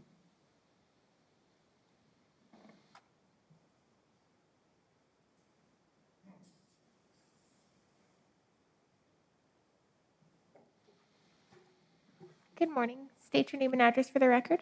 Jasmine Pena, 303 North Alameda. Do you affirm that the testimony you're about to give is the truth and nothing but the truth under penalty of law? Yes. Thank you. Hi. Hi, Sorry, I'm nervous. take your time. I hate this stuff, but it's worth it. I definitely wanted to say that with what's going on, it's scary. Because 19 months ago, I was actually homeless. I didn't have the opportunity of stability, but ZIA Recovery provided that for me. If it wasn't for ZIA, I definitely wouldn't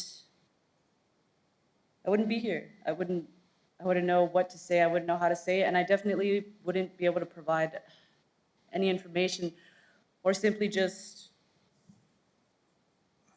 I wouldn't be here. So, I mean, given the respect that I understand that there are other people, I definitely, as a neighbor, would understand the feeling of not knowing who's living next to you. I totally get it, especially if you have kids, or the concern of not knowing who that person is. But as we all sit here, being someone that sat in that house, that stayed in that house, we're just like everyone else. We just didn't know how to do it right yet. But ZIA Recovery definitely provided us the time and the opportunity to do that in a safe manner, in a safe place. Somewhere we could call home, because before that, I didn't have one. But they definitely helped with that. That's all I got. Thank you. Thanks.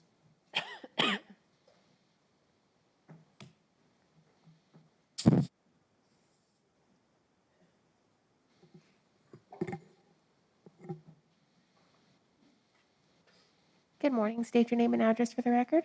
Taylor Canole, 618 South Espanola.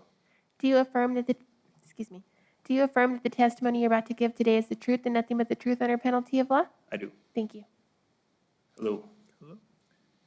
My name is Taylor Canole. I went to ZIA Recovery Center in, October of 2020.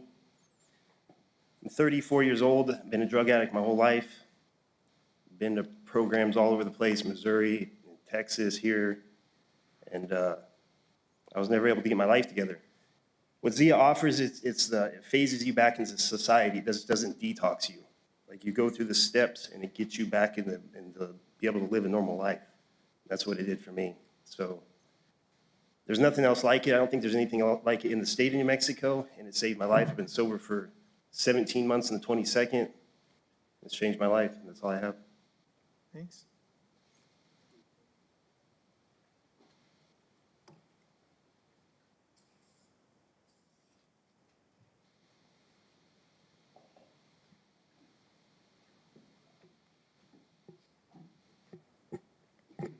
Good morning. Please state your name and address for the record. John Castillo, 5711 Via Estrella. Do you affirm that the testimony you're about to give today is the truth and nothing but the truth under penalty of law? I do. Thank you. Hello. Hello. Thank you for having this hearing. Little bit of my background. It's a little awkward today. because I know a lot of people who were at ZIA. I was at ZIA. I was a client at ZIA. And I know some people who are on the other side of the wall who are opposing this. They're very good friends of mine. I spoke with one of them before this hearing, and I totally understand their concerns. I'm a father of 2 boys. I'm married. My wife is a physician in the community. I was a coach at a local high school for a baseball team in the community, and now I'm a case manager, not at ZIA, but I work at a local therapist's office. I will be sober and clean for almost 2 years now. It'll be 2 years in March. And my journey started in Taos, and that was a 30-day program. After I got out of Taos, I had nowhere to go. Luckily, I was guided to ZIA Recovery here in Las Cruces, New Mexico. I didn't know this place existed until somebody enlightened me, and I was able to attend ZIA Recovery. And through all the tools they provided me, it has changed my life. I used to think that people who were in recovery or needed recovery, who were addicts and alcoholics, were weak people. Turns out I'm one of them. It doesn't matter what socioeconomic background you come from. It does not discriminate. It'll take your life if you let it. And through ZIA Recovery, I was able to take my life back. It is a much needed program here in southern New Mexico.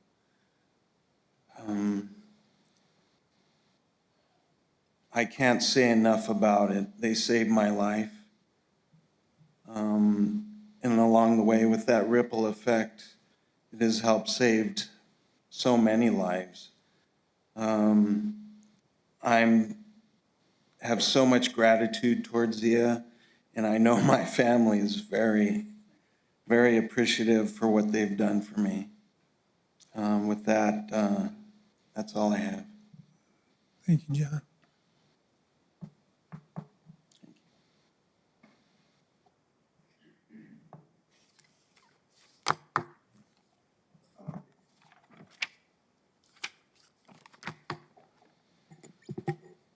Good morning. Please state your name and address for the record.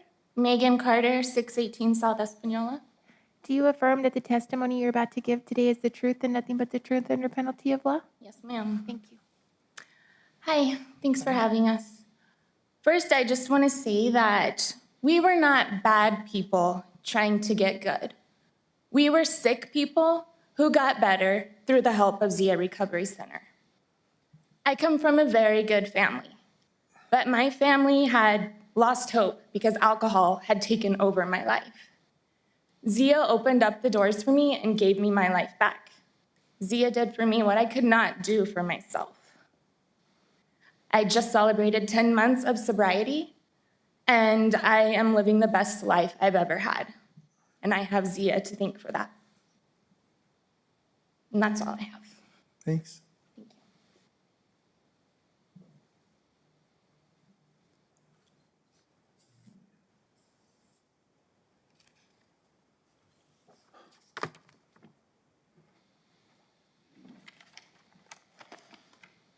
Good morning. State your name and address for the record. I'm Gina Reyes, 2545 Primavera.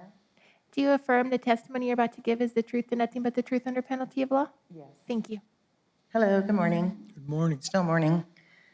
I'm here as a parent. I have a family member in ZIA Recovery.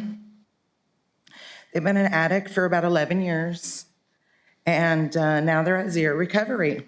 And if it wasn't for this incredible recovery program, my family member would be dead. Instead, they're back home with me, alive and safe.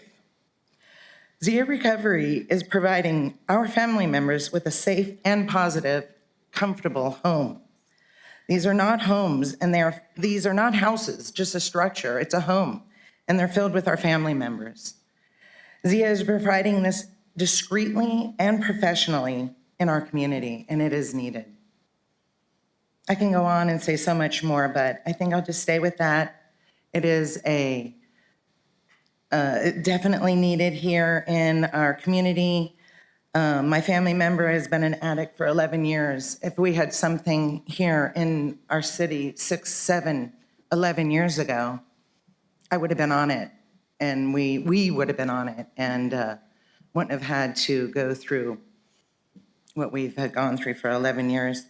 So my family member has a chance to live and be alive and live a successful future because of Zia. And I think Las Cruces needs this desperately. I hope they get to stay. Can I ask you a question? Are you allowed to visit? I was not. I didn't even know the location. Okay. It's very discreet, very positive. My son, my family member is excelling. I'm thrilled, and I hope my words make an impact. Thank you. Thank you.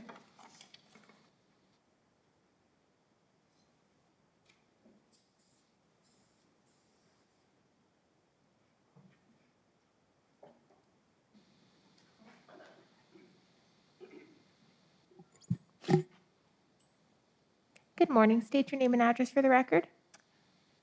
Robbie Paredes, 3049 Las Placitas. Do you affirm that the testimony you're about to give is the truth and nothing but the truth under penalty of law? I do. Thank you. Good morning. Thank you for being here and hearing us out. I am a recovering alcoholic of 35 years. I did go to treatment. It was not available here at the time in Las Cruces. My success is because of the continued support I had. Because of the way Zia is run, I'm affiliated with Zia. I've worked with alcoholics and addicts for 35 years. The downfall that I see is that they have no support after they get out of treatment, and that is what Zia allows us to do here in Las Cruces. For every recovering alcoholic, we have an outstanding citizen, which pays back to the community by not being in jail, by not being arrested. My support for Zia, because I've seen the facilities and the way they operate, because of the 12-step program, that has been my lifeline, and they offer that. I have had sponsees that have gone to treatment, and they come back and I go, well, what did you do there? I have seen success from the people that have come out of Zia. I have a sister and brother-in-law that are also counselors that could not be here, and they very much support the continued treatment that Zia supports here in this community. I think it is a very big opportunity for this community to embrace, to have a place to put out some well-fine citizens. Thank you for hearing me. Thank you.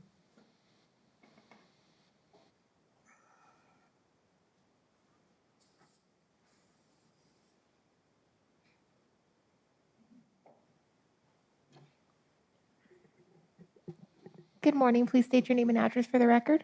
Amelia Martin, 1913 Craig Avenue. Do you affirm that the testimony you're about to give today is the truth and nothing but the truth under penalty of law? Thank you. I'm sorry, Good morning. I did not hear your name, I'm sorry. Camelia Martin. Amelia Martin, thank you. Good morning, Commissioners, Chairperson. I'm here as a parent as well. My child did not go to Zia Recovery. He went to a similar facility, but we had to travel an hour east from here to get him the help that he needed. I am also a 58-year-old retired teacher with 20-plus years of recovery as well. And I'm here to tell you that as a member of a neighborhood, I implore that you think of the alternative for these clients that go to Zia Recovery. Their alternative is living in the streets, sleeping on park benches and underneath bridges, because that's where addiction takes us.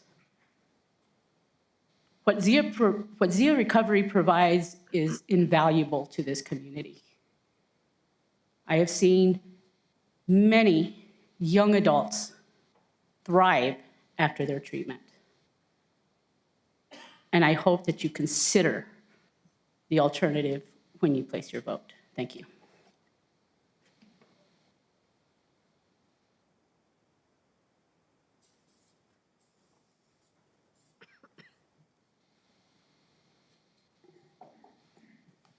Good morning. Please state your name and address for the record. Victoria Gomez, 303 North Alameda. Do you affirm that the testimony you're about to give today is the truth and nothing but the truth under penalty of law? Yes. Thank you. Good morning. My name is Victoria Gomez, and I'm an intern at Zia Recovery Center. I am currently a student at NMSU, and I'm pursuing a master's degree in social work. And I grew up in Las Cruces, New Mexico, and growing up here, I have seen the lack of resources, especially for substance abuse. And I made the decision to pursue social work because I wanted to give back to my community. And when looking for an internship, it was important to me to find an agency that I could work with where I was able to show that I cared for the community and cared for people in the community. Upon looking, I found Zia Recovery Center, and that is a place where I can work and actually care for the people that are there, for all the clients. They're just not a person. They are more than that at Zia Recovery Center, and I can show that to the clients. So, yeah.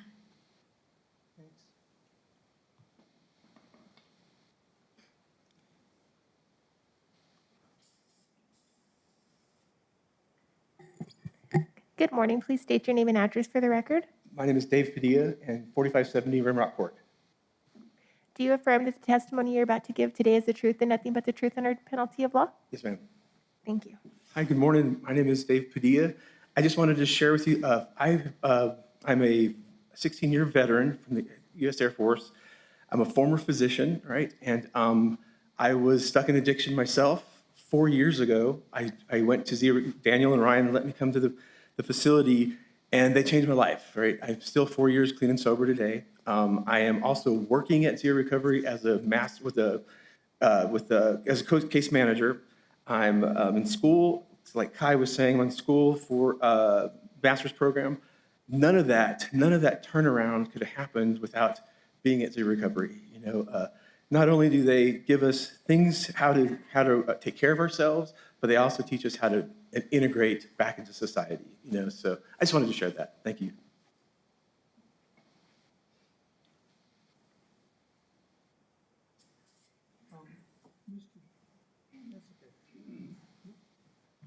Mr. Chairman, Commission members, I think that is a representative view of people who wanted to give you some insight into what the program is like, what takes place at the various facilities.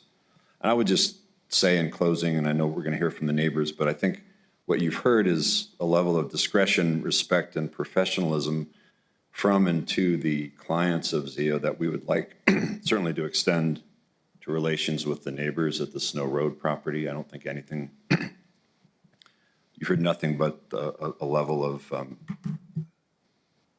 think professionalism from the Zia program and mutual respect on both sides. And I think we want to make sure that extends to the neighborhood so that the Snow Road location is permitted to continue its good work for this community. So thank you. Mr. Day, what's your role with Zia I'm the attorney. on their behalf? Yes. Okay, thank you. Thank you.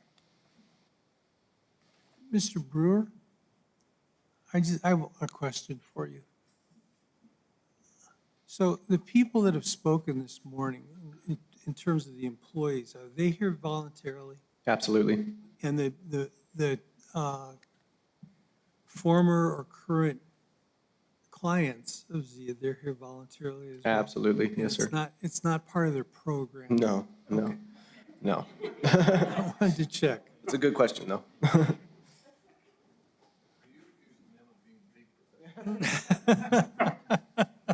I'm not accusing them of anything. All right. Is there anyone here who would like to speak in opposition? Step up to the mic, be sworn in, and you've got 3 minutes.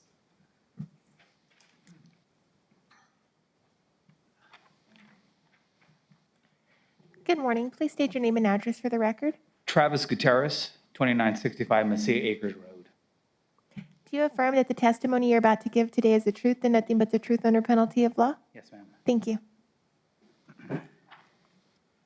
Hello, my name is Travis Gutierrez. Thank you for the opportunity to address the zoning and commission concerning 3851 Snow Road and the present location of Zia Recovery Center.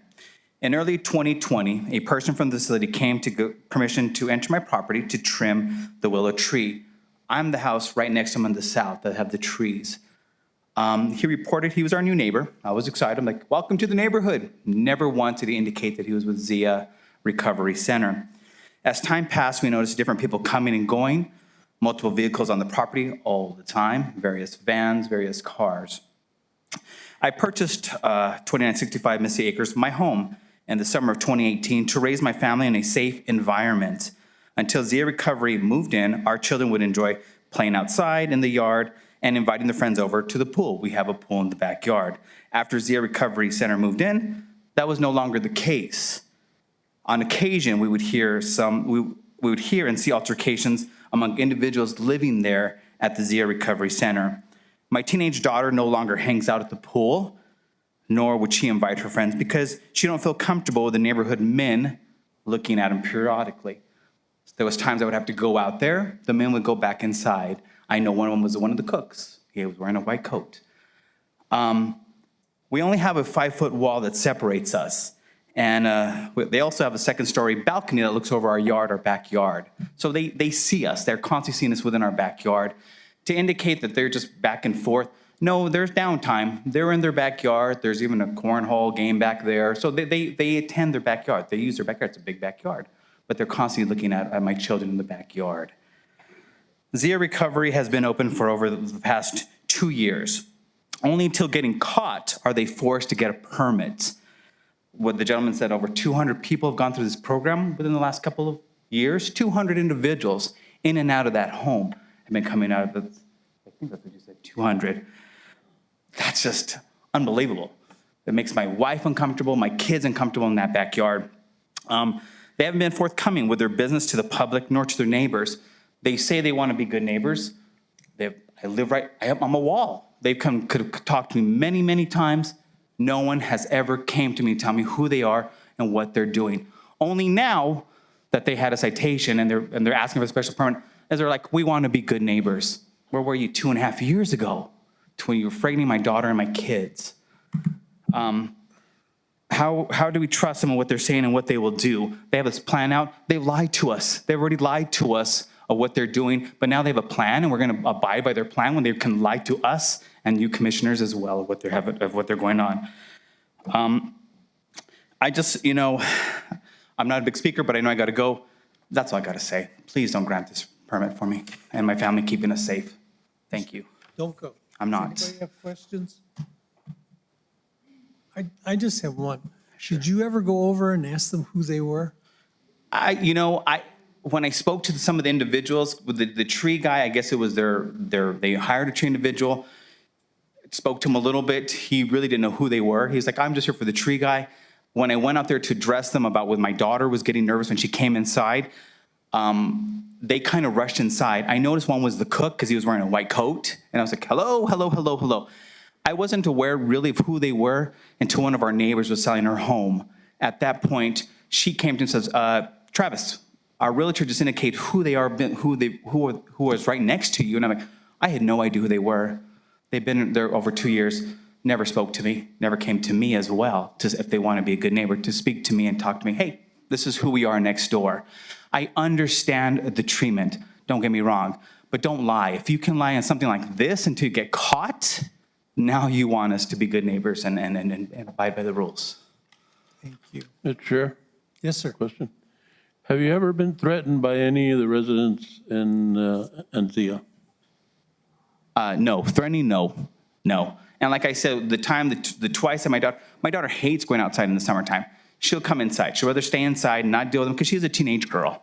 You know, and she does wear her bathing suits and so forth, and she just feels so uncomfortable. The time I've gone out there to dress them, they go back inside. So no, we've never been threatened by them at all. Thank you. Thank you, Mr. Gutierrez. Anyone else?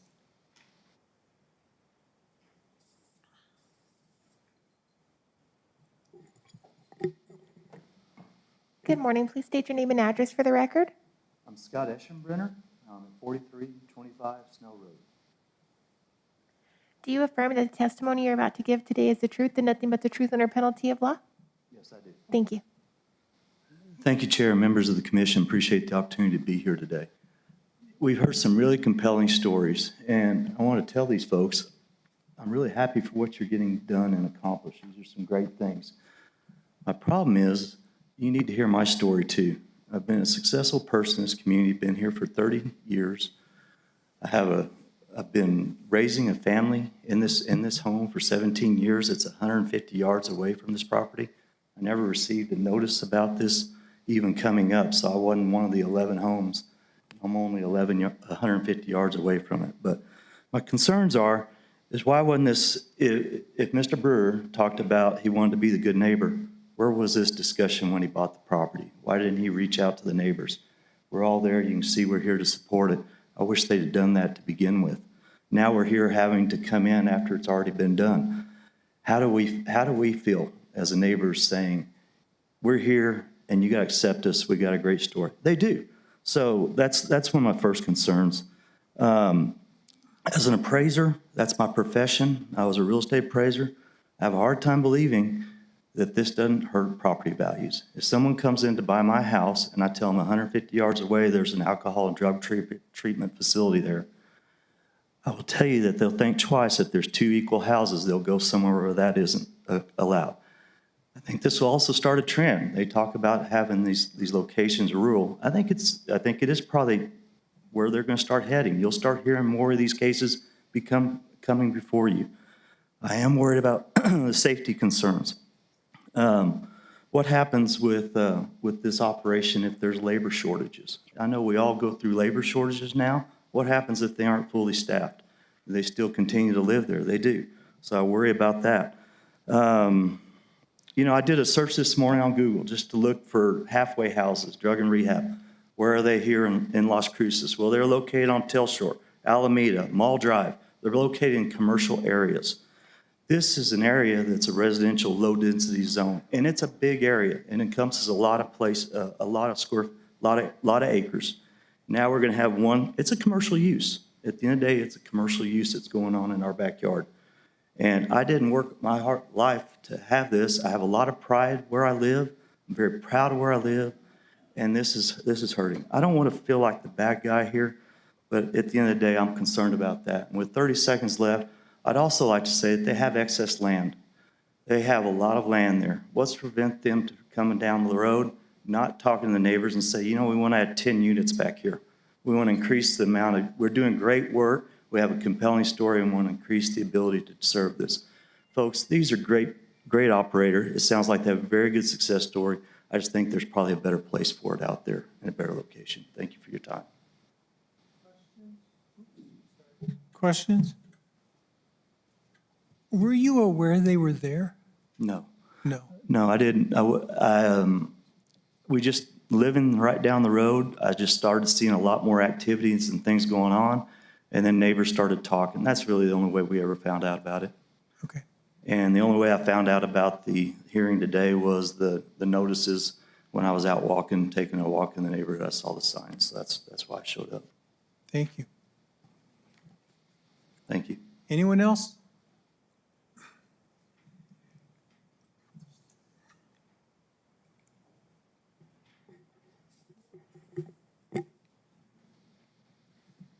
Good morning. Please state your name and address for the record.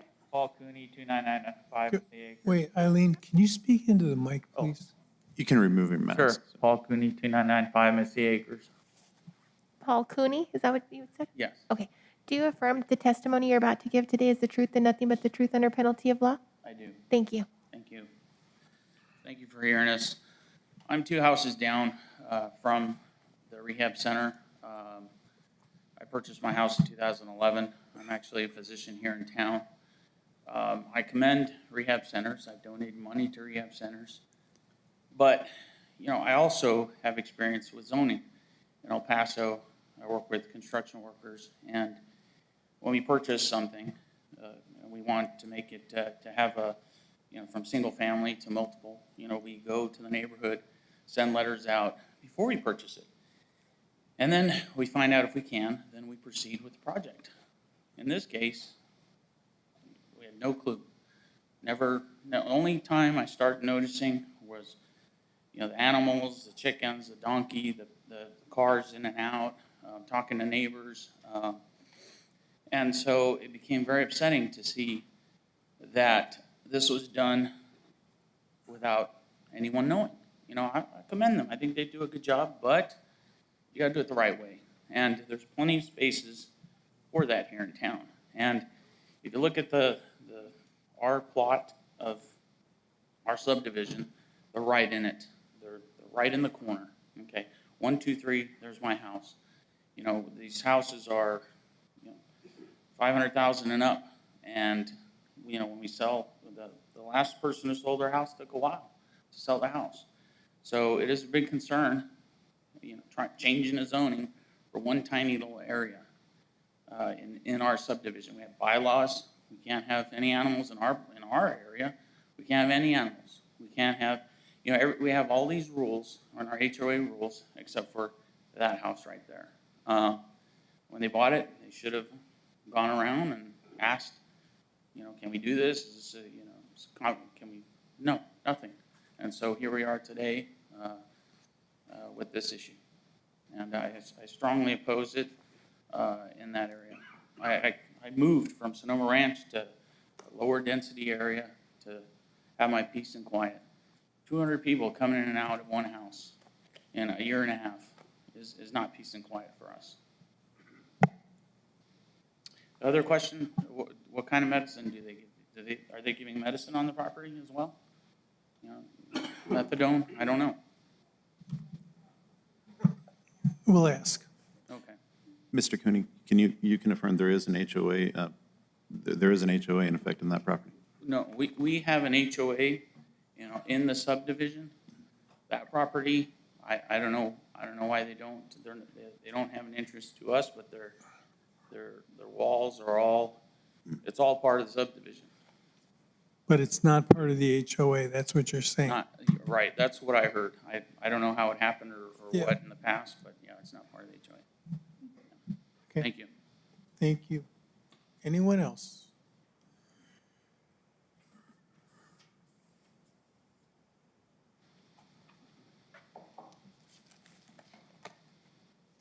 Good morning. State your name and address for the record. Russell Hernandez, 2808 Snow Road. Do you affirm that the testimony you're about to give today is the truth and nothing but the truth under penalty of law? Yes, ma'am. Thank you. Mr. Chair, members of the commission, thank you for your time, first of all. So there's some things that we want to talk about, infrastructure being part of that. So when we're looking at the concerns about the facilities and the location, these need to be addressed, but we're looking at those that specifically apply to the conditions of the special use permit. The area is in a rural agricultural properties and single-family homes, as it was discussed earlier. It does not support the type of commercial businesses been discussed with the property of the individuals on that property. While this is not a specific zoning request, this type of business may have an issue of potential spot zoning that should be taken into consideration, and that's something for the future if it were changed. Access to public safety is probably one of the biggest concerns, or should be the commission's biggest concerns. Fire, police, and ambulance responses can take up to 20 minutes, just knowing from experience in that area. In the past year alone, this property has had emergency services called out 5 times, with issues ranging from unconscious individuals to individuals falling downstairs to also attempted suicide attempts by hanging. The nearby community of Mesilla and the surrounding areas that operate on a volunteer basis are not adequately funded or staffed to assist with these type of emergencies. Granting the SUP could set a precarious precedent for the nearby community, which already has limited resources and infrastructure. the questions that I ask for you is, how will the future applications that have similar or indistinguishable uses in nature be taken into consideration? While this one doesn't require the background to be known of that, a group or multiple homes that do have a requirement for background checks for people that have felonies or harsher backgrounds may be allowed to come in with, if this is set as a precedent. I personally know individuals that have successfully gone through this program, and it's extremely beneficial, not denying that by any means. But it deserves a location that is better equipped to fully handle and address the needs of public safety. We've heard many of those public testimonies on success today, which is great. But what we're really looking at is the facts of the code and how it applies to the SUP versus the success of the program or the business. There might be a consideration for an immediate alternative that Zia Recovery Center locate this temporary home needed to provide its clients with a substance abuse disorder treatment program within the city of Las Cruces city limits, as close to the possible to Zia's facility on North Alameda Street within a business district. Possibly the 303 North Alameda Street, since a lot of individuals are talking about that being the main address that they reside at. And that's all I have to discuss. Thank you, Commission. Questions? Thank you, Russell. Thank you for your time.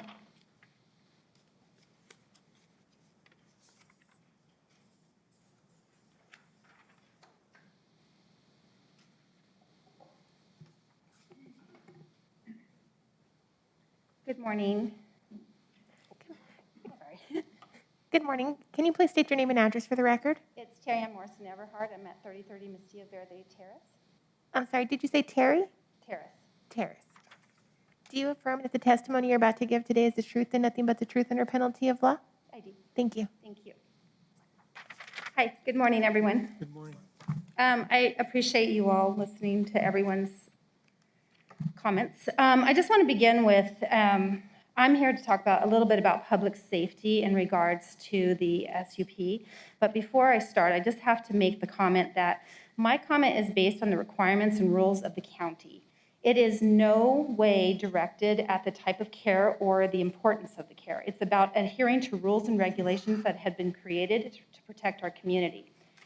The same rules, I have to state, that me as a developer, a person in real estate, a business owner, and a community member adhere to. And so on a personal note, every time I've approached the bench, approached you all with developments as such, we've always had neighborhood meetings. We've always asked the neighborhoods what they need out of us being, of our changes or our developments or whatever it is that we're doing. So I think that's an important part of this thought process when you're taking into consideration. Okay, so I'll talk about public safety. We have concerns for both residents of the proposed facility and the nearby community. If residents are able to leave on their own accord yet do not possess transportation, this could be very dangerous for them. There are no sidewalks, bus stops along Snow Road. The closest bus stop is 2.5 miles away. Reaching it would require walking along streets with no lighting or sidewalks.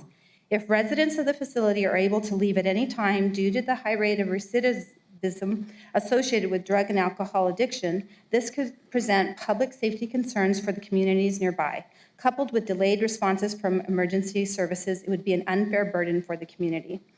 Something else, it is unclear at this time if the facility is properly licensed and complies with New Mexico statutes for boarding homes outlined under NMAC 7.8.4.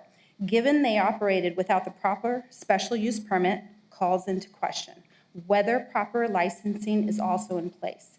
The only licensing we were able to find was for their individual therapists, but none from different health department categories or pharmacy licenses, which is required if holding medication for residents. Proper licensing is a public health concern as it protects both the residents of the facility and the community at large. We have concerns with setting a precedence where potential residents of group homes such as this can be exploited if the facilities are not properly licensed, permitted, and regulated. Another grave concern are the amount of 911 calls, despite what Mr. Day stated earlier, calls that have been made to this address. According to the 911 logs, there have been multiple. This creates a dangerous situation for residents as response times are more than 20 minutes. It also creates concerns for the neighboring residents.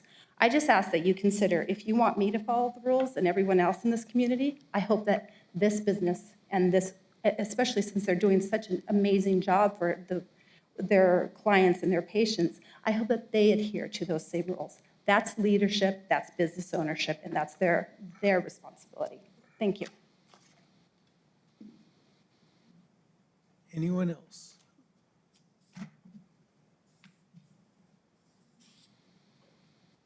I'll see you, the lady, I'll see you next, okay? No, you're okay. The lady in the white blouse, you'll be next. Good morning. Can you please state your name and address for the record? Lisa Barnhill, 2635 Mesilla Acres Road. Do you affirm the testimony you're about to give today is the truth and nothing but the truth under penalty of law? I do. Thank you. Thank you for the opportunity to address you. I don't have anything prepared. I'm a resident of the neighborhood. And I just wanted to let you know that I have 33 years with the Drug Enforcement Administration. And I have investigated, unfortunately, these types of clientele. I wish them the best. But again, the recidivism rate is very, very high. In fact, they even admit their success rate is 30%. So that means the recidivism rate is 70%. That is the average for the nation. I understand that help is needed. 100,000 people died last year from opioid addiction. And that's what I spent my whole career fighting, is helping people like this, but locking up the dealers. I was walking the neighborhood last week, and outside of our west gate, I found a drug test. This particular drug test is one that you pee on, so it has bodily fluids on it. It's the packaging and the test is for cannabis, and it's positive. With the recidivism rate being 70%, cannabis, marijuana is a gateway drug. And in my experience, it doesn't stop at marijuana. It goes up. So when we're walking around the neighborhood and we find this stuff, what else are we gonna find? Well, in my previous cities, I've lived all across the country and worked internationally, we'll start seeing needles. So when we walk the neighborhood, do we want to have to be careful with our children or our pets stepping on needles? That's not something I want to risk. But also, we bought our home a year and a half ago. We had no idea that this facility was here. Why do they need a $800,000 piece of property to do their drug treatment? I think that money could be spent better elsewhere. I wish them all the best, but I hate to say that, not in my backyard, but do it right. And like some other comments earlier, they've been operating for over 2 years without any consideration, proper permitting. And I'd like to voice my concern and say no to this special use permit. Thank you. Wait, 1 second. I want to ask you a quick question. Where in the neighborhood did you find this test? It's outside of our west gate, which is the, we heard from another neighbor earlier, 150 yards that he lived from the house. This is closer to the drug property. I don't know if that is where this came from, but it's outside of our west gate, which is less than 100 yards from the home. Okay, thank you. Anyone else? Yep.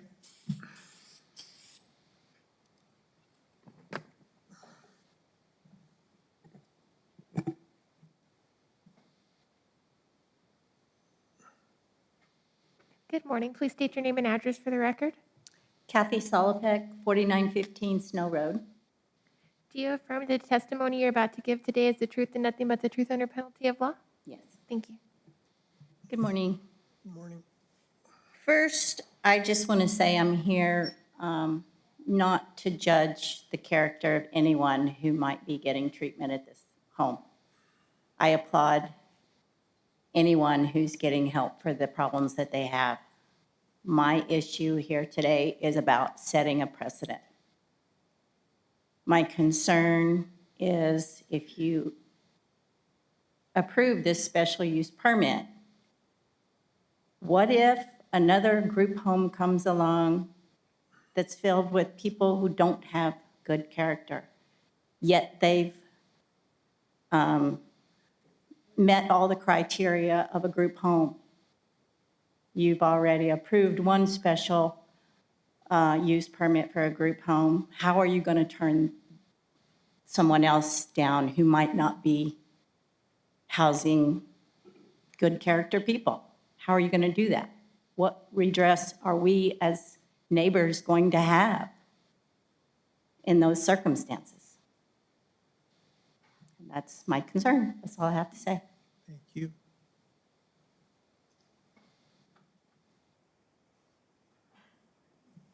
Anyone else?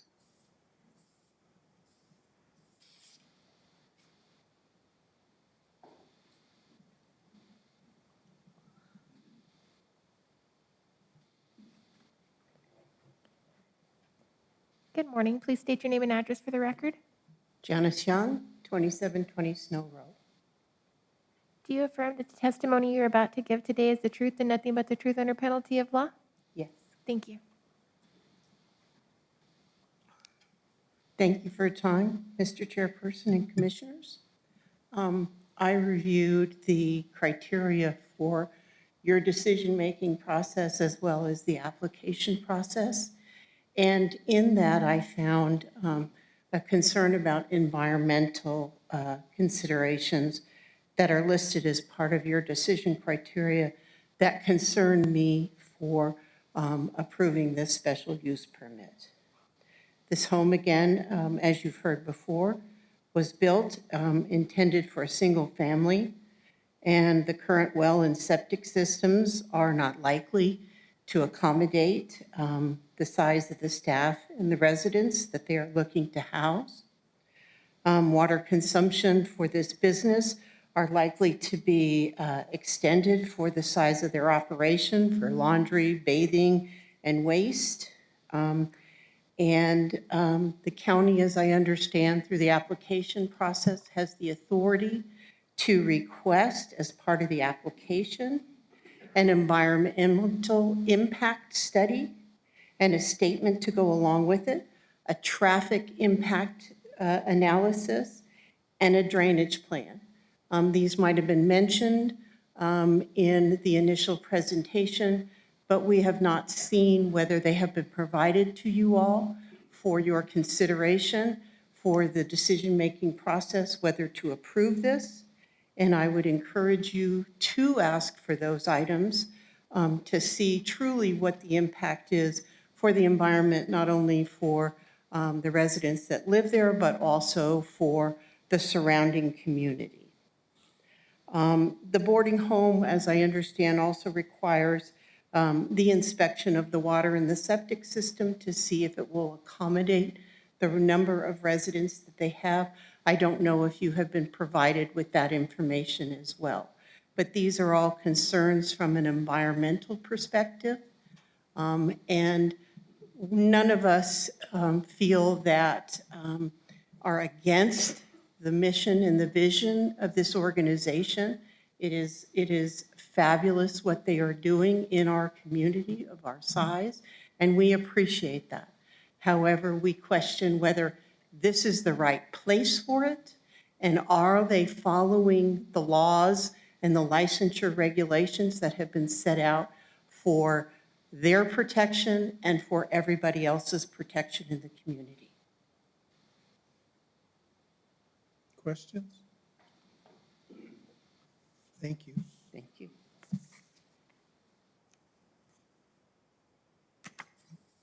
Is there anyone else? Now's your chance. Yes, ma'am. I don't mean to make light of it, but we will eventually close it. to public participation. So I want to make sure that anyone who wants to speak, please do so. Good morning. Please state your name and address for the record. Kristen Faust, and my address is 3031 Missio Verde Terrace. Do you affirm that the testimony you're about to give today is the truth and nothing but the truth under penalty of law? I do. Thank you. Good afternoon. Thank you for allowing us to speak and address you all. As others have said, I echo their sentiments that this is a much-needed service in our community, and I admire what they're doing. I just have some questions after looking at their website and some of what's been mentioned here, and I think even Mr. Montañez also asked the question that this is operating as a group home. However, on their website, some of it alludes to a partial hospitalization program or an inpatient hospitalization program. So I have concerns that this is actually being run more like a business. And again, as others have mentioned, the licensure and all of that being in place. Specifically, though, my concerns related to the criteria you all use. If this is truly operating more as a facility, again, that the traffic impact analysis hasn't been shared with us or that we have seen. And their website also mentions that residents are allowed to have their own vehicles. I don't believe that that property can adequately accommodate 10-plus vehicles without overflow onto maybe easements and shared property. So all of that, I think, should be considered under the traffic flows and parking as an impact to the community. And that's all I have. Thank you. Thank you.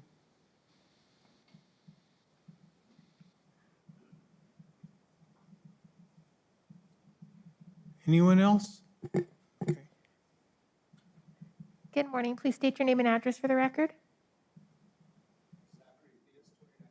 Jack. Do you affirm that the testimony you're about to receive today, do you affirm that the testimony that you're about to give today is the truth and nothing but the truth under penalty of law? I do. Thank you.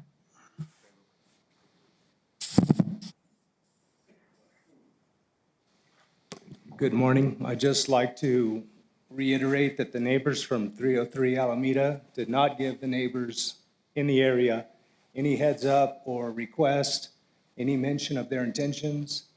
And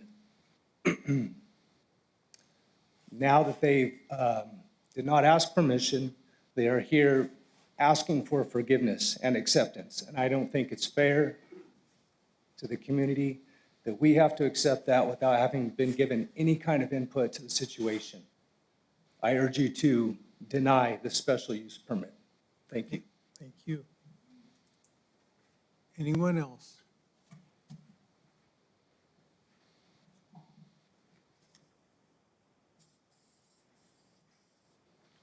Don't get caught in this spray.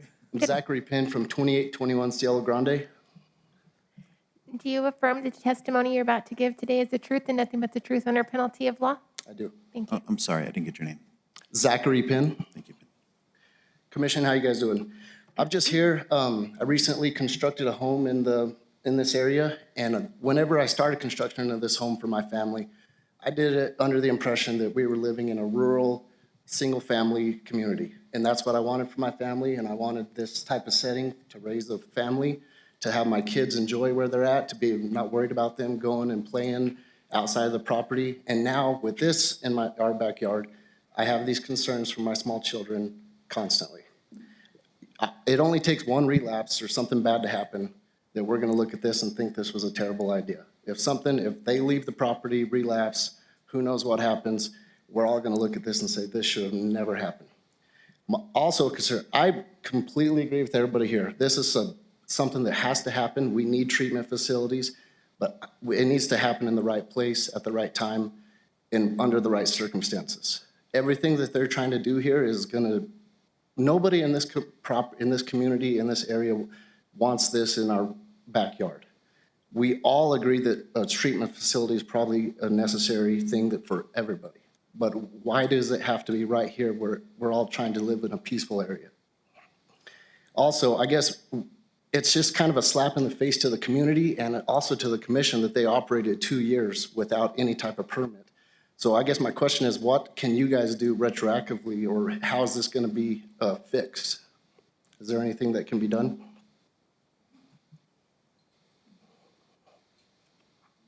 That's what we're trying to figure out.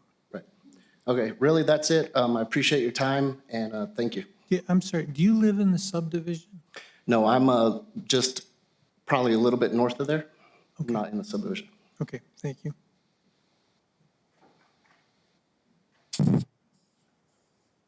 Yes, ma'am.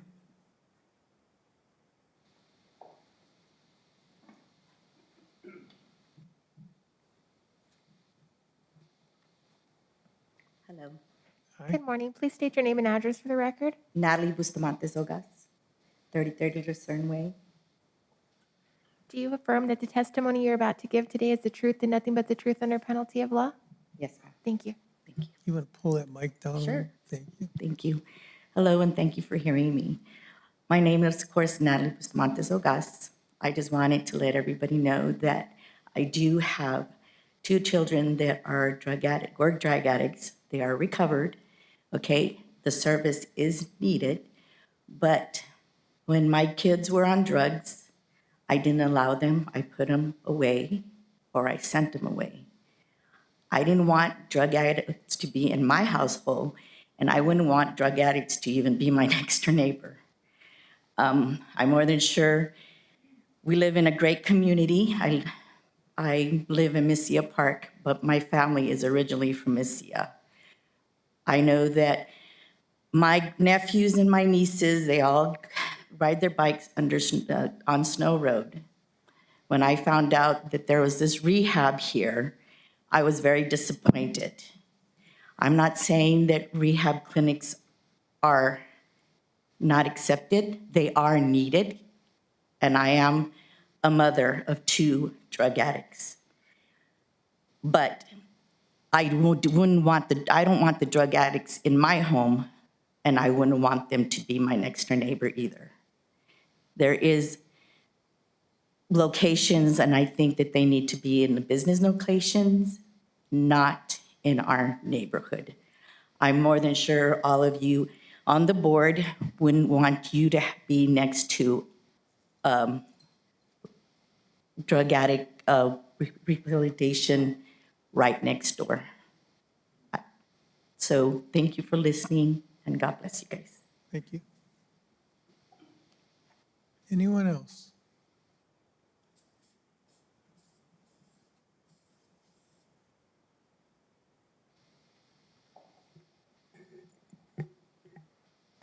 Good morning. Please state your name and address for the record. Jennifer Castillo, 2700 Snow Road. Do you affirm that the testimony you're about to give today is the truth and nothing but the truth under penalty of law? I do. Thank you. Good morning. Good morning. Thank you, Mr. Chair and the members of the board for your time. We are looking towards the board to ensure the best practices and implementation recommendations due to this growing need in our community. We admire and respect the work done by Zia Recovery and acknowledge that there is a great need for these types of facilities. And we appreciate Mr. Brewer for bringing these services to our community. However, we respectfully ask the county to work together with the appropriate representatives within Doña Ana and the City of Las Cruces Planning and Zoning Commissions to appropriately zone for these types of facilities, thereby taking into account nearby resources and infrastructure that can adequately support these facilities and better ensure the safety of the patients, the staff, and the surrounding communities, rather than granting special use permits. Thank you for your time. Thank you. Okay. Anyone else? Going once. All right, what I'm going to do is I'm going to close it to public participation, except for I have to give the applicants a chance to respond. What I'd like to do is just take a 5-minute recess, and we'll come back and continue this, okay? Thank you.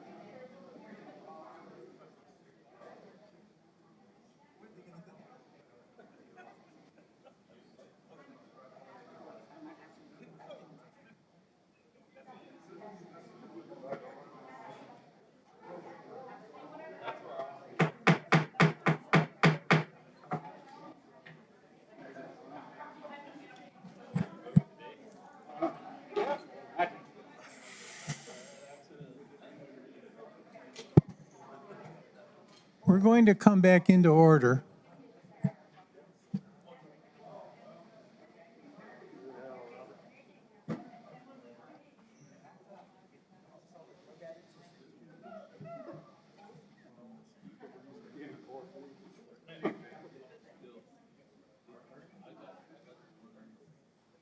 All right. Mr. Day, are you going to speak on behalf of Zia? Yes. Mr. Chairman, members of the commission, yes, and Mr. Smead has a few things he would specifically like to address with your permission. Okay. Thank you for hearing us out on this. I think as you're aware, the Snow Road property is allowed, at this point, can operate up to 6 people without any additional permitting involved. What we're simply talking about is allowing the addition of 4 more of their clients at that facility, and that's the reason that we need the permit. What we heard, of course, from the neighbors, we want to be respectful and say we listened to everything that they had to say. We took down notes. You know, these are reasonable people who have reasonable concerns, and I'm hoping that we addressed some of them and gave them answers.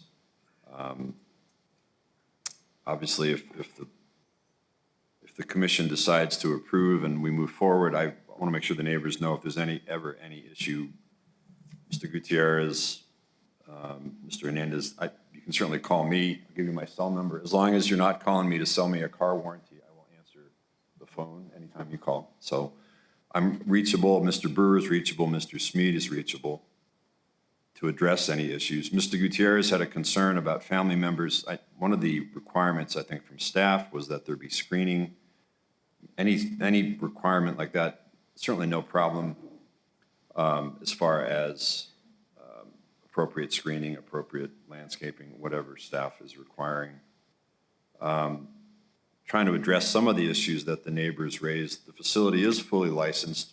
It does have a Board of Pharmacy license. It does have every other license that's required of it.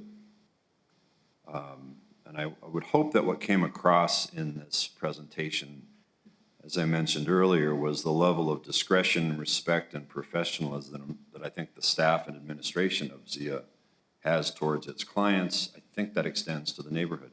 I know it does. And perhaps a significant answer from one of the neighbors was a question from a commissioner. Mr. Chairman, I believe it was you who said, were you aware of their existence? And he said, no, I didn't know they were there. And to me, that says, well,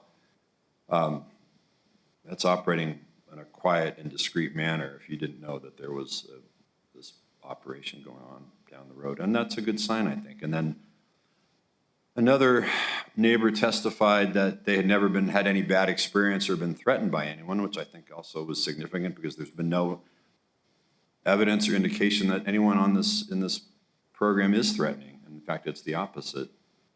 There were a lot of neighbors going into speculative issues, and I understand that. That's normal. But the reality is there's no empirical evidence of any problems there. We heard that there were 911 calls. My understanding is there have been a couple of 911 medical calls. There's never been a 911 law enforcement call at that facility. To me, that's significant. If you're having people, and as the neighbors were saying, well, we think these are drug addicts and so on, and yes, these are addicts in some form. These are substance abuse people in recovery, but these are not violent people. And the fact that there hasn't been any law enforcement response out there except in conjunction with medical response is telling to me, is significant. Again, we want to make sure we address any issue that the neighbors bring up, issues of property values and so on. That's speculative. I know, and I've been doing this a long time. When I have those issues, and perhaps I'm on that side of an equation, there are some great economists and real estate economists who can come in and do that analysis and evaluation. We haven't seen that here, and to me, as a lawyer, that would indicate that that evidence doesn't exist. It's speculative. So we understand the concern, but without hard data, it's hard to use that as the basis for denial. And if it was there, I would have thought that that would have been presented. Same with 911 records. They're very easy to get. If there's any concern about law enforcement, we get those all the time. The fact that there are no 911 calls regarding any kind of law enforcement issue, to me, says that that's a good sign and a positive sign. So I want Mr. Smead to address some more specific issues, but again, we want to make sure the neighbors understand we heard them, we respect them. We want to show the same level of professionalism and discretion in operating the Snow Road property that the staff has shown towards its clients, and I think that's reflected by the number of people who got up here and said, this was a life-changing experience. People from all walks of life, ranging from physicians to people who are not physicians, who are good, hardworking, ordinary blue-collar folks. It runs the spectrum of people whose lives have been affected. And we would ask that we be allowed to continue that in terms of having the extra 4 people allowed at the Snow Road property. And again, I think the absence of any other hard and fast evidence, any empirical data, anything that shows there has been a problem there is significant.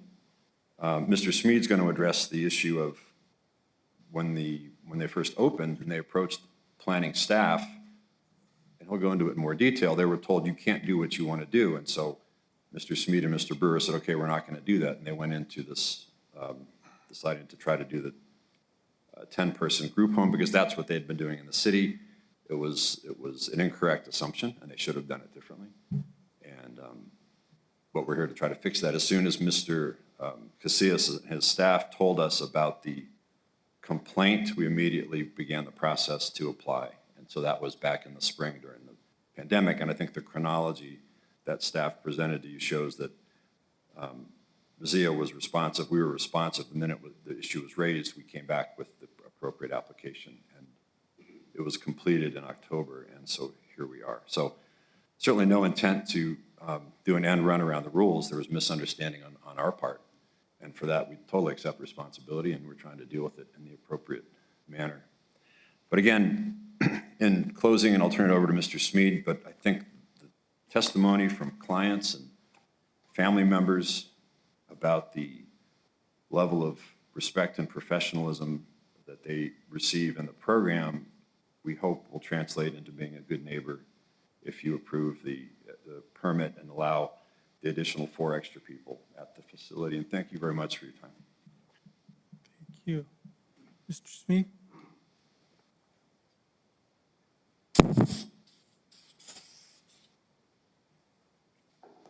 So Mr. Day did kind of address the things I was thinking about and talking about. We've been accused of several times in a row when we go to different places, the state of New Mexico, CARF International, the city council when we were dealing with them, of, wow, you guys have overdone just about everything. You've taken responsibility, you've done everything you're supposed to do. And we did approach the Planning and Zoning Commission back in 2019. Mr. Brewery alluded to that. And when Ryan and I came in and met with, I think some of the members that are still here and then some other members that were here at that time, we laid out our plan. And like everyone else that we talked to in New Mexico, the commission was like, oh, we don't really know what you're doing. You would have to make this like a facility, and it's not what we were doing. We were trying to operate under the same guise that we've been operating under for 5 years, which is, again, the Oxford House Incorporated. If you look up the litigation that they did with the Supreme Court, were the ones that lay the groundwork for this exact kind of thing. And so we did make an assumption and apology, not asking for forgiveness, but apologies for assuming. I know what happens when you assume things. We were operating under the same thing at 3851 Snow Road, Las Cruces, New Mexico, 88005. The same way we were operating at the other addresses in our 88001 community. And so for that, we're again, as soon as we were approached, we're accepting responsibility. We're showing up here in front of the commission and wanting to just make right as soon as we possibly can anything. I talked to John. I'm not addressing every point that every neighbor made, but not our drug test. We use a lab called Southwest Labs. They are the ones that facilitate our urinalysis. It is in a collection cup, just like whenever you would go to the doctor for any other reason. We have a lab that takes all of those samples in sealed bags away from the property. Actually, one of our employees takes them away from the property to their drop-off location, and that's how that's handled.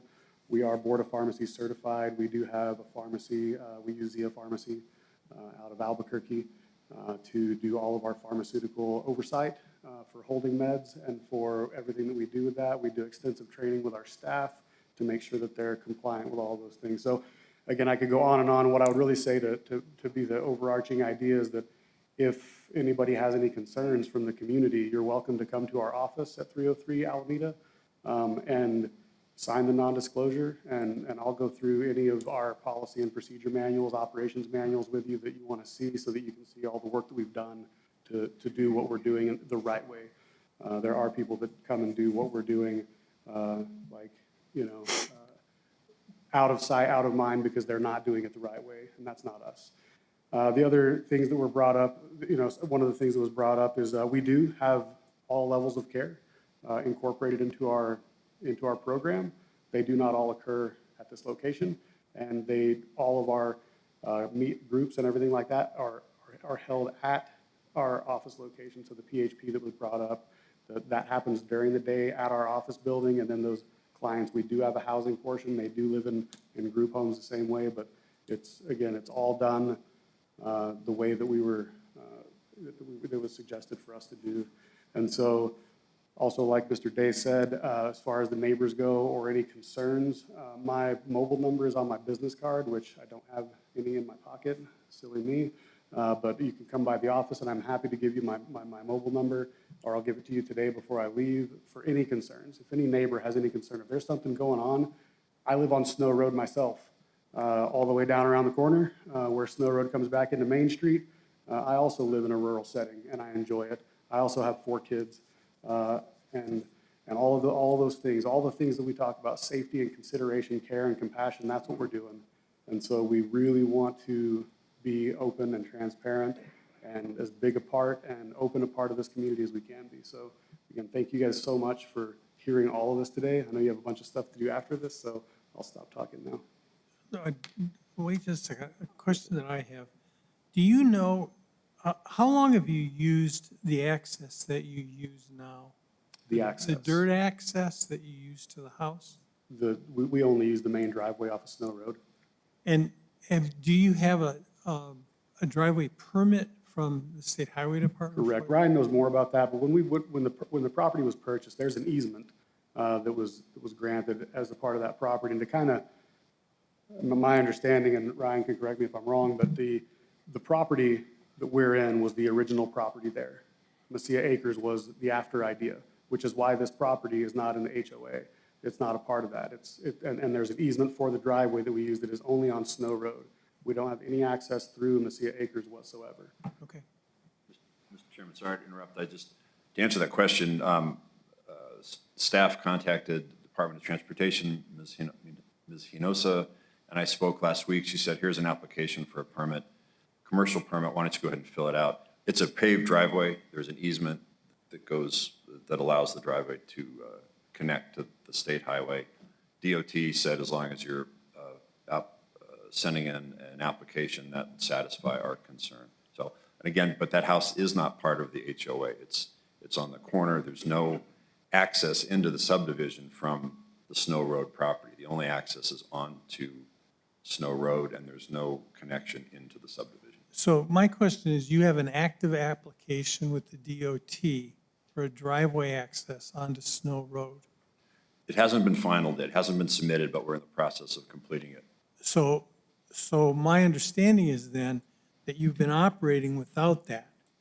They've been operating with a residential permit, and we weren't made aware until staff submitted the whole packet to DOT, and they said that was their only concern, was they wanted it changed from, they understood there was an easement. They said just change it from residential to commercial. And are you, if they make any requirements of you, like decel or acceleration lanes, are you willing to accept that and make those improvements? Yes. Okay. Any other questions for me? Mr. Chair, Yes, I have a question. Commissioner? I have a question for staff more than anything. Is it my understanding that this facility has already been permitted 2 years ago through the Planning and Zoning Commission and approved? No, No, not this. no, he's asking for staff. Commissioner Herrera, Vice Chair Zerniak, I believe what the applicant was stating was that he was confusing Planning Commission with staff. We did have a pre-application meeting back a little bit over, or about 2 years ago. And that's when they were coming in and talking to us about having a full facility there. And with, medical services and all that. And then, so they talked to our building official at the time. And so we're talking about all these other, requirements. And from there on, I think that's when they decided to scale back on the number of services that were going to be provided there at that location. And decided to just do the temporary housing. But no, to answer your question, they have not been here to the commission for an SUP before. So actually, the county has not approved this operation, permitted this operation at all. Commissioner Herrera, no, that's why we're here today. My understanding is it's for a SUP, special use permit? Special use permit to allow 10 individuals to reside on the property. And you're justifying that because it's under the 6 maximum per dwelling. 6 maximum under the criteria for group home.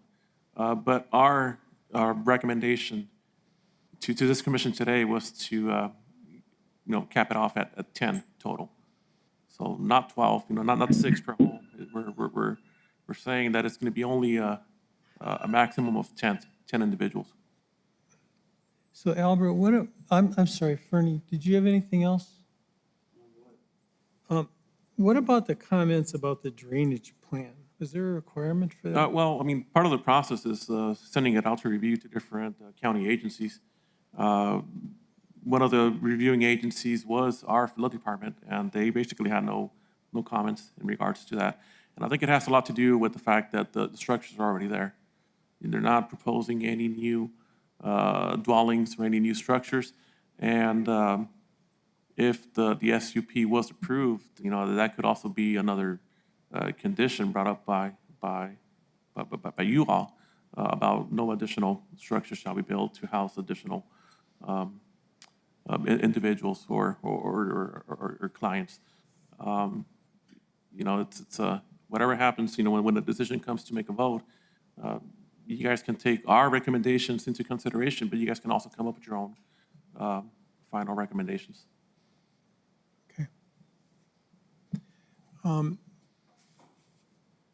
Mr. Smead, it's easy. If you come up for just a second. There was a question about the residents having access to private vehicles. Correct. Is that allowed? Not at this location, no. So our website encompasses our entire program. And so there could have been some misunderstanding. At this location, no, you're not allowed transportation. And as one of the family members alluded to, we don't even do visitation at this location by family members because we do not want, the address is not on our website. We don't want anybody else except the people. When somebody is to come and even be a temporary resident there, they're brought to our office building, not to the location, and then they are transported by van to that location. Okay. So, yeah, it's completely private. Okay, thank you. Yes, sir. Chairman? Yes. Commissioner I would like to ask staff to help me understand item number 4 a little more clearly. Can you walk me through that? I have your page 29 with the site plan, but I'm not sure that I understand where you're asking for the 12-foot width and then the screen and then the 20-foot high. Felipe, can we go back to the PowerPoint, please?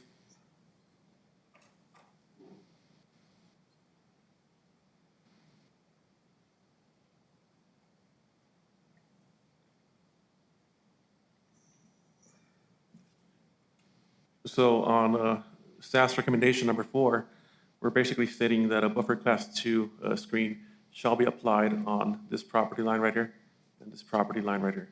The 6-foot screen or 12-foot? Yes. Well, it's a buffer. It's a buffer. So 12 feet from the property line, that's what the buffer's, we're not talking about height.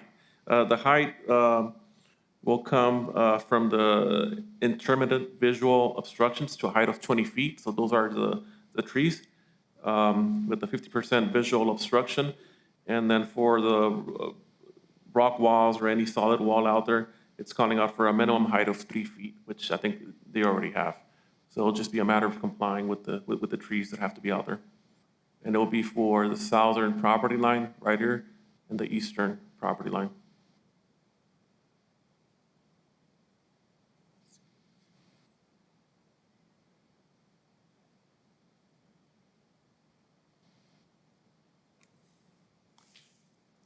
I'm still not understanding what the actual screening is a semi-opaque screen.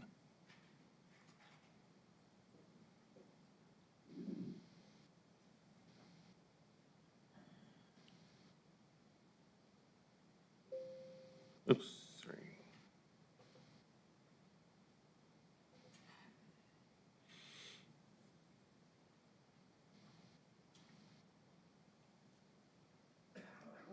And what would be the purpose of that from staff's opinion? At the same time, we'll be addressing some of the comments from the opposition or the letters that were received.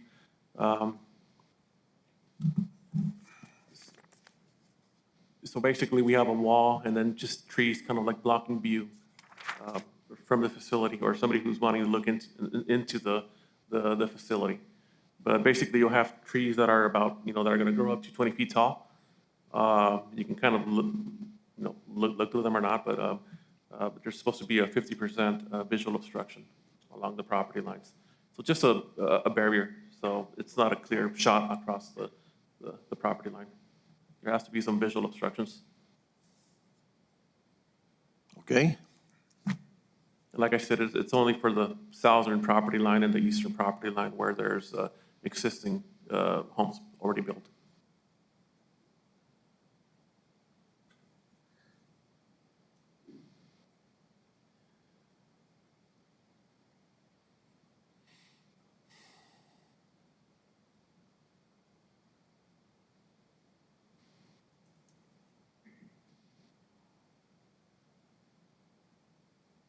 You okay? Yeah. I'm still confused, but I'll have to live with my confusion. Anybody else? All right. I want to ask Mr. Brewer a question.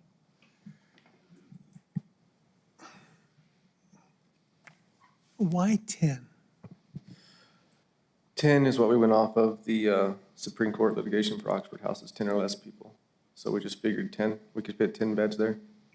So why not 8? We could do 8. I mean, Because I know we can't do more than 10 with the Supreme Court ruling. So you're doing the We maximum? did the max, yeah, the on max on Supreme the, Court? yes, yes. Okay. All right, that's a fair answer.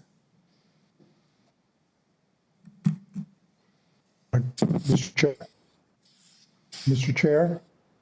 Yes, Bill? Commissioner Zargis. A question for the gentleman from Zia. What has been the average residency there over 2.5 years? 6, 8, 10, 18? I cannot give you an exact number what the average residency is at any given time, but we're rarely at 10 people, hardly ever. It's usually 6 to 8 people most of the time. Okay, thank you. Chairman, Commissioner Thurston. since you bring that up, who monitors that activity? Is this the honor system?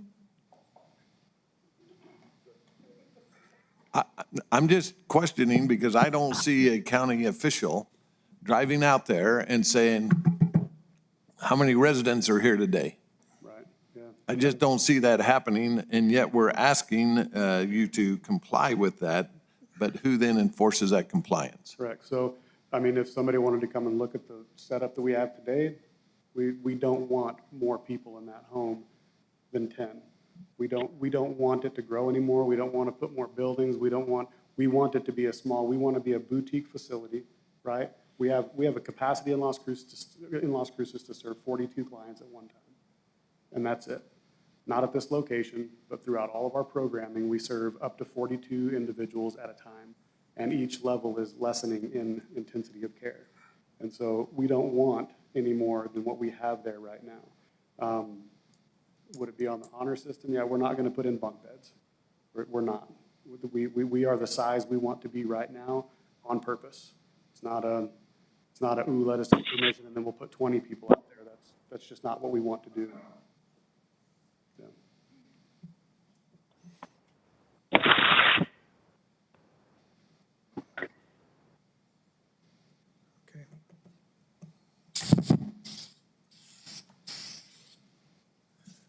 All right. Mr. Chair. Yes. Mr. Chair. Commissioner Acosta? Yes. I'd like to get a timeline before we go to a vote. Why is it that these people didn't comply? You know, using the phrase as a good neighbor. I've been hearing that as a good neighbor is a good neighbor, okay? So that's fine. I mean, that's a good social statement.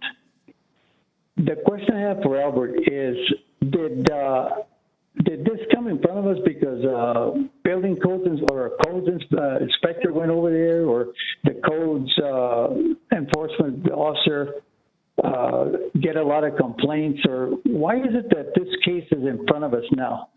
Pre-pandemic, okay, and then I have subsequent questions to this for the gentlemen that represent this case, all right? Okay, we'll let Albert respond.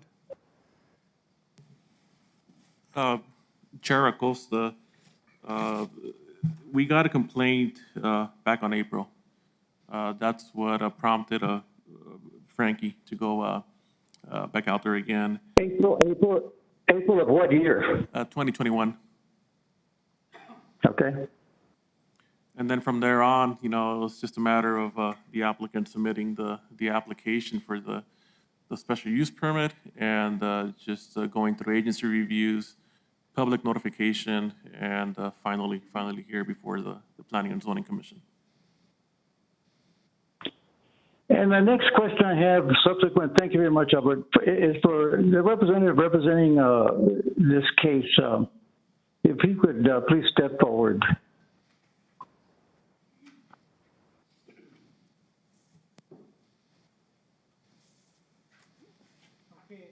Mr. Day, right? Yes, Commissioner. Okay. Of all the land that is available throughout the county,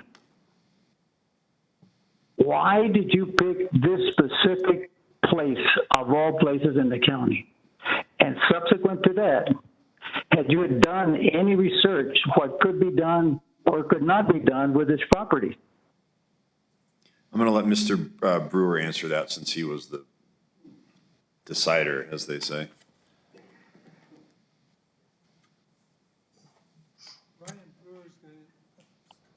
Ryan Brewer is going to respond, Mel. Okay, thank you. Yeah, Mr. Acosta, so I purchased that property because it's a beautiful piece of property, and I wanted my clients to be comfortable in a realistic setting, in a comfortable home, so they can continue with their lives. I got sober in a place just like it. Out of all the places in Doña County, well, there's a million reasons why we pick and we don't pick. But that one, the price was right, the location was right, and it was not a part of an HOA. Which was a big plus for us. I did the research into it, and that's why we went to the county late 2019, early 2020, pre-pandemic, and we told them this is what we wanted to do. We want to have a medical detox facility out there, and they told us, well, if you want to have a medical detox facility out there at that level of care, you're going to have to do all this stuff. So we said, okay, we're not going to have a medical detox out there anymore. We're going to provide outpatient type of services out there, just like a doctor going to your personal home. So what I did was I leased the property to the recovery center to house their clients there. And while they're living there, they can get outpatient services just like anyone else can at their private home.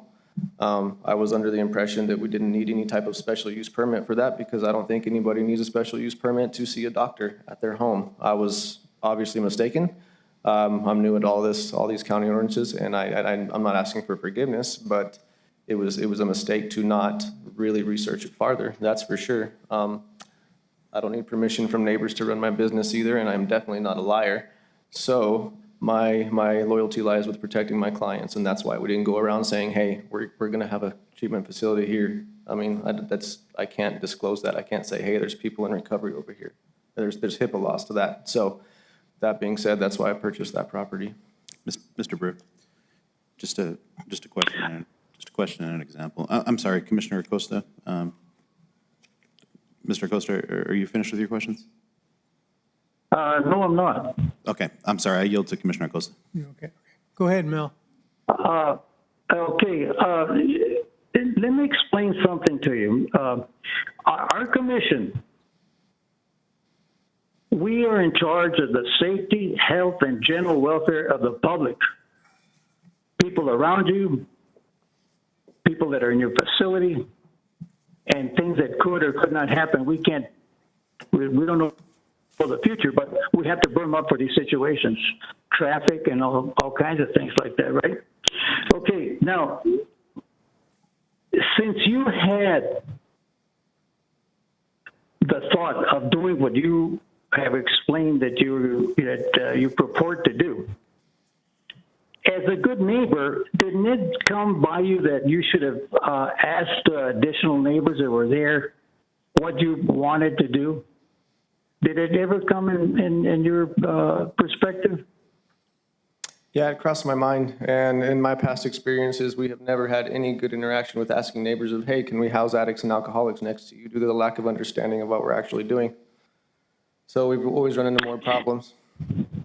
And let me interrupt you. We in this commission have ordered walls to be taken down, property lines to be moved after they were done, okay? And it's only because we're trying to follow policy to the best of our ability and according to policy, okay? It just appears to me that if you've done this type of business in the past, and by the way, I admire what you do. The service is phenomenal. I truly appreciate that. It just appears to me that this is a wonderful idea and service, but not in that area. And this is the way I see it. That's my personal opinion, okay?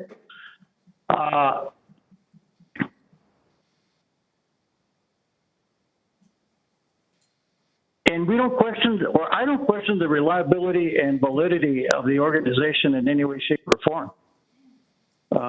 And the empirical data, of course, mentioned various times on 911 calls or whatever, okay?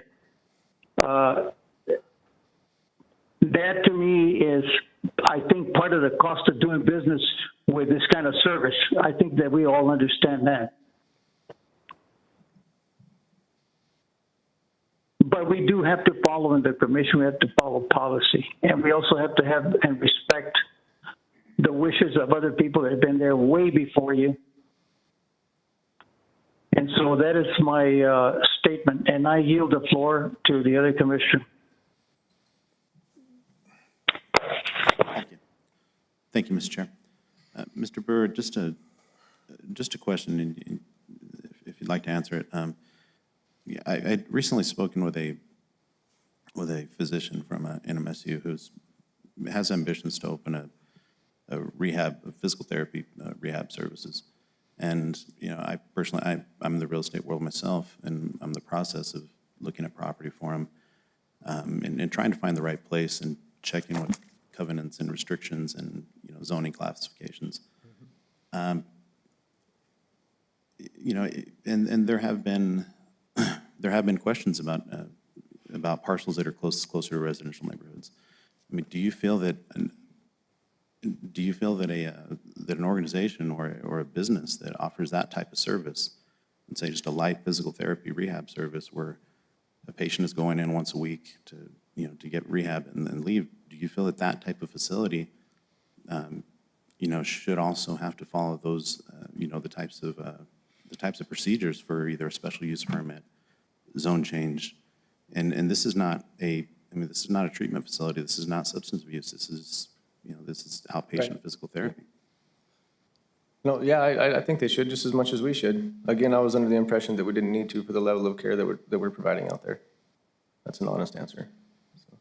Thank you. Yeah. Any other questions? I'll entertain a motion.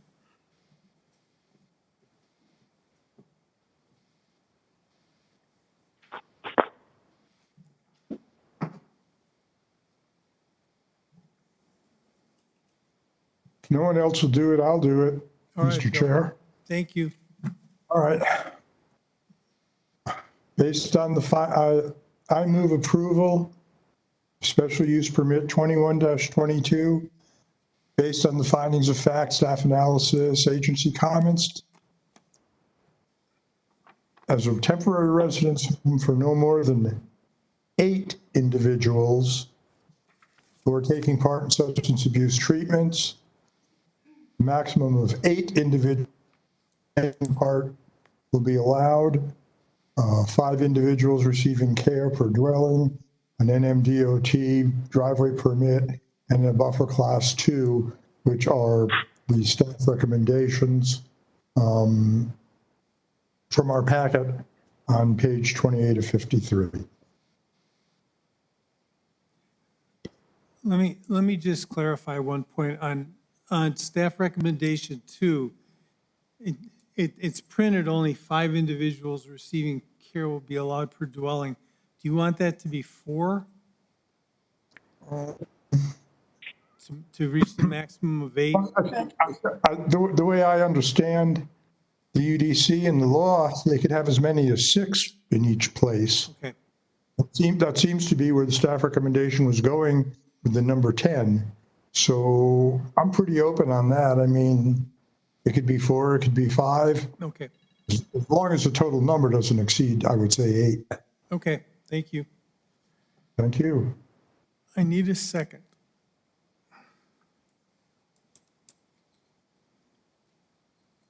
I'll second the motion. Thank you, Commissioner Lair. All right. Mr. Chair. Let me, before we vote, I want to make, I just want to state one thing. The question before us is not whether this is a good activity or not, or an effective activity. The question is whether it's in the appropriate location and whether it should receive a special use permit. The special use permits are based on a land use decision criteria that's stated in the staff analysis. So if you vote no, you need to state why based on that decision criteria. Is that clear? No, that's not clear. Mr. Chair? Yes. Mr. Chair? On the land use decision, right? Yes. Can you give me 1 through 5 again? Yep. Or whatever? Albert, Go ahead. Albert, would you read those to Commissioner Acosta, please? And tell us what page it's on. I've been fumbling through here. I think it's 26. Yeah, page 26.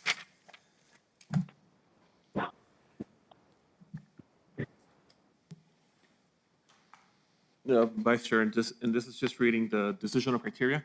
Yeah. Decisional criteria per section 350-204D for special use permits. We have to look at potential traffic flows and impacts.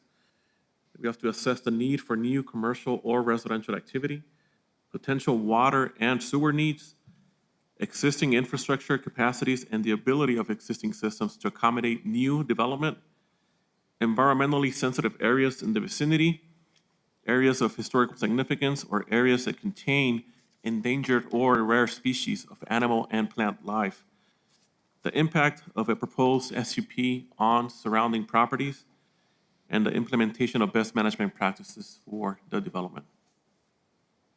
That's the decisional criteria for SUPs. You got it, Mel? I do. All right. All right, so the motion is stated as follows.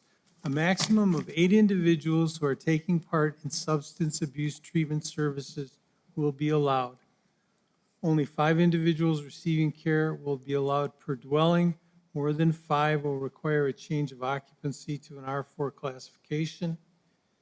An NMDOT driveway permit will be required. Number 4, a buffer class 2 semi-opaque screen shall be required along the east and south property lines. This buffer shall have a width of 12 feet, composed of a screen that is opaque from the ground to a minimum height of 3 feet, using a solid wall or fence with intermittent visual obstructions to a height of 20 feet, with a minimum of 50% visual obstruction along buffer length. Are there any other comments from the commission? Mr. Chair. Commissioner Montoya. Thank you. Mr. Chair, I want to thank staff for their presentation and for testimony given today and those in opposition and those also in favor of this special use permit. But just want to address some of the concerns. First and foremost, I do not believe that there's anybody on this commission who does not appreciate and in many cases admire and encourage this type of operation. We do understand there's a very big need for these types of facilities and for patients to get the treatment that they deserve. So I wholeheartedly applaud all of your efforts and everything that you're doing. And many of the testimonies that we heard today were very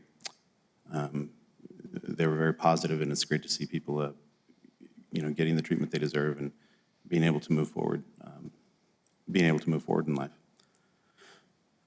I personally believe that if this special use permit had been applied for prior to operation, we would definitely be having a different conversation. I believe that the conditional requirements may have been established by then, how many patients, and not just patients, because we're talking about 10 individuals, but that does not include staff, that does not include any kind of subcontracted, counseling. I'm not sure, I do understand you're telling me visitors are not allowed, but we're just also potentially concerned about enforcement. There are so many different questions and concerns that should have been addressed, that should have been addressed prior to this operation, prior to the opening of this operation. On many of the other issues, there is definitely an issue of precedent. And approving this special use permit does set the precedent for other facilities that could happen in places like Shalem Colony or Picacho Hills or the North Valley, places that are unincorporated in the county, where is another individual just all of a sudden going to rent their house to a company for a treatment facility without going through the special use permit or rezoning process. I do understand I did drive out to the area. I do completely, wholeheartedly understand the concerns with infrastructure, and I do understand the concerns with, we are already, our sheriff's department is already stretched pretty thin as it is. We talked about 20 to 30-minute response times, environmental considerations, and also licensing. I do in many cases agree with, there are many, we issue rezones, special use permits. We do this all the time with consideration to those who started the process, the way it was written and the way our county, mandates that it be written. We may not all agree with it, but that's the process that we do have to abide by.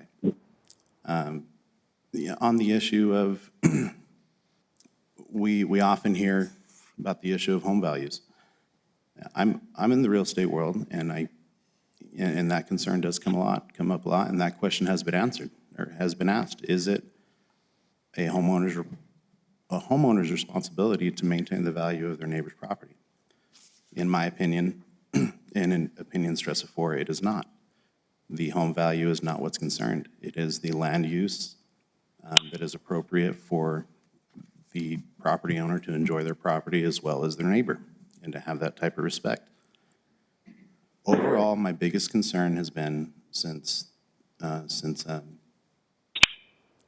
going over this case is in the years that it took to write and shape concepts like our Unified Development Code, there are people on our staff who spent years of their time, years of their off time, people on this commission who spent hours and hours of their time shaping that Unified Development Code to make sure that it was appropriate for everybody's use.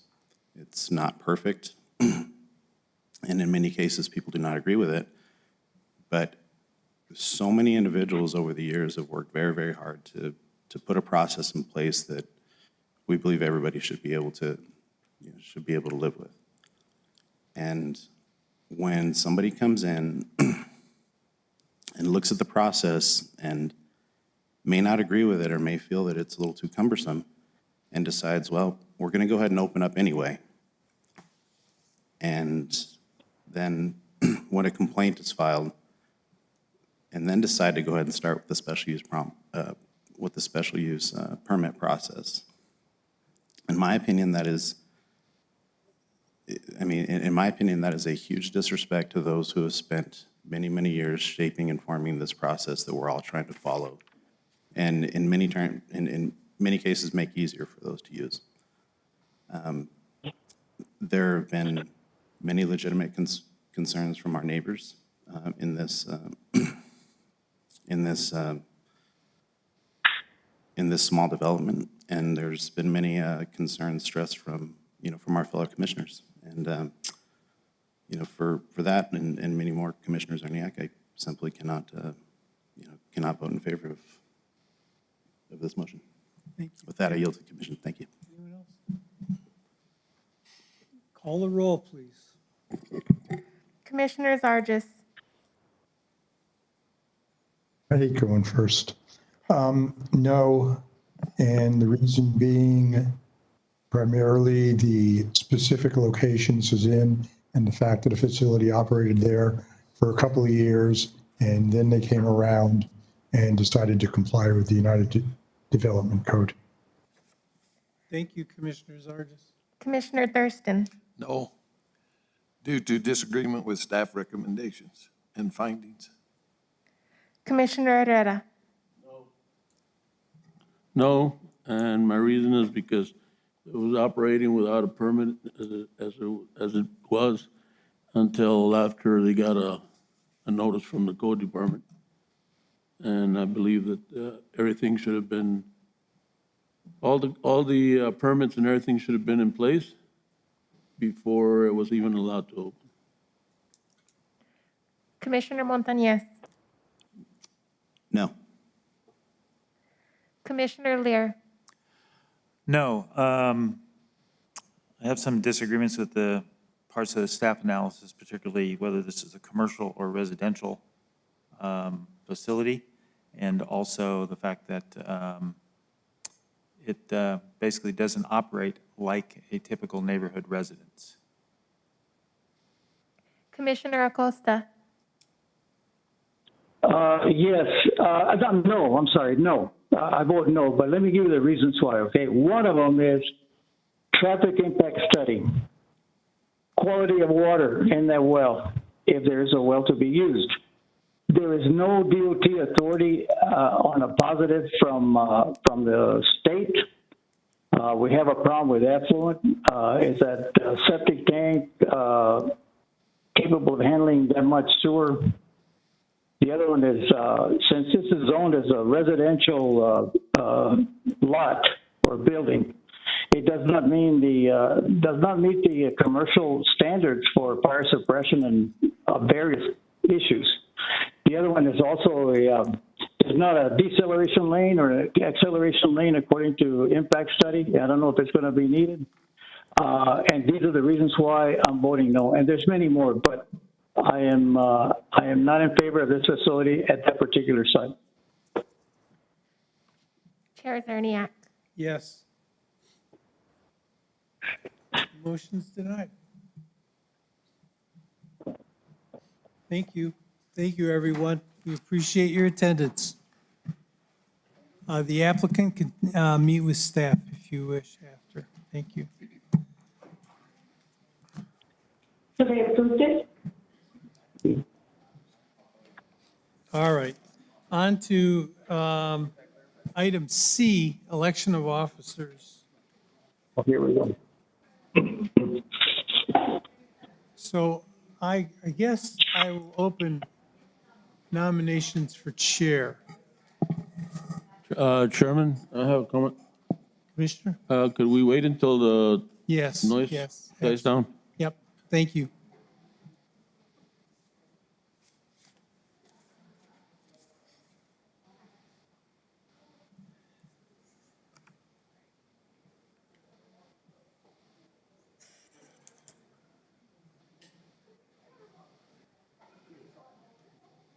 That decision can be taken to the BOCC and override us, right? Yep, Okay. absolutely. And it can be taken to district court too if they want. They can do that too. But that's why I made the point about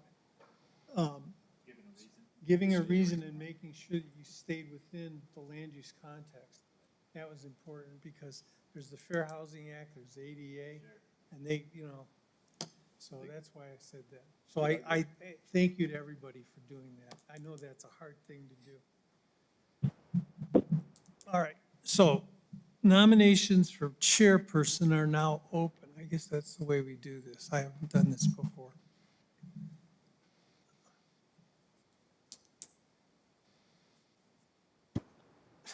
How long has Mel been chair?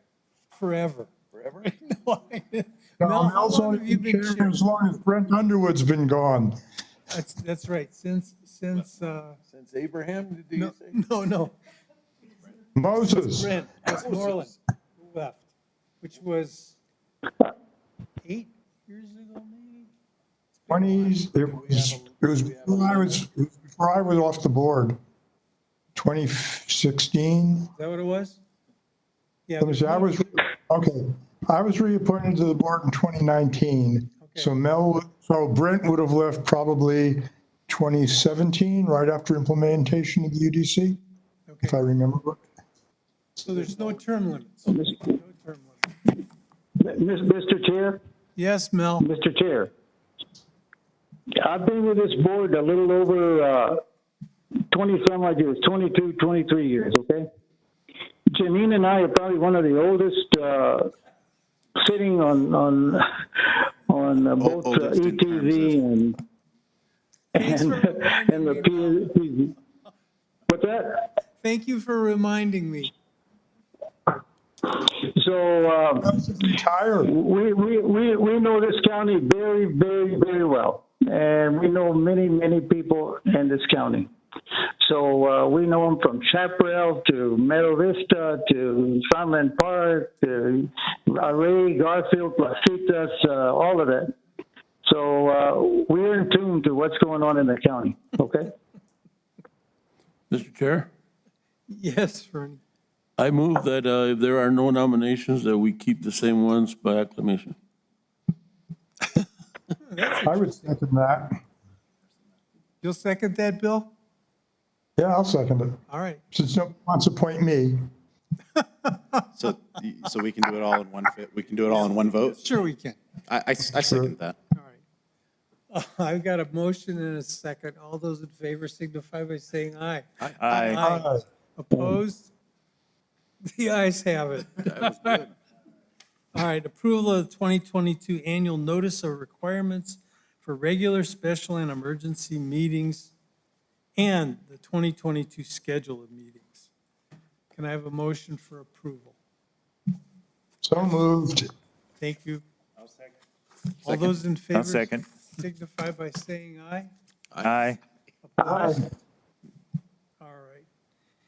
And so there's a review and approval of the bylaws. I don't know if anybody's had a chance to look at these, but I don't think there's, Janine, there aren't any amendments, are there?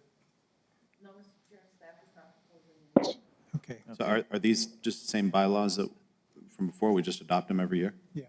Oh, I did not read any bylaws. Okay. Okay. Mr. Chair? Yes, Mel?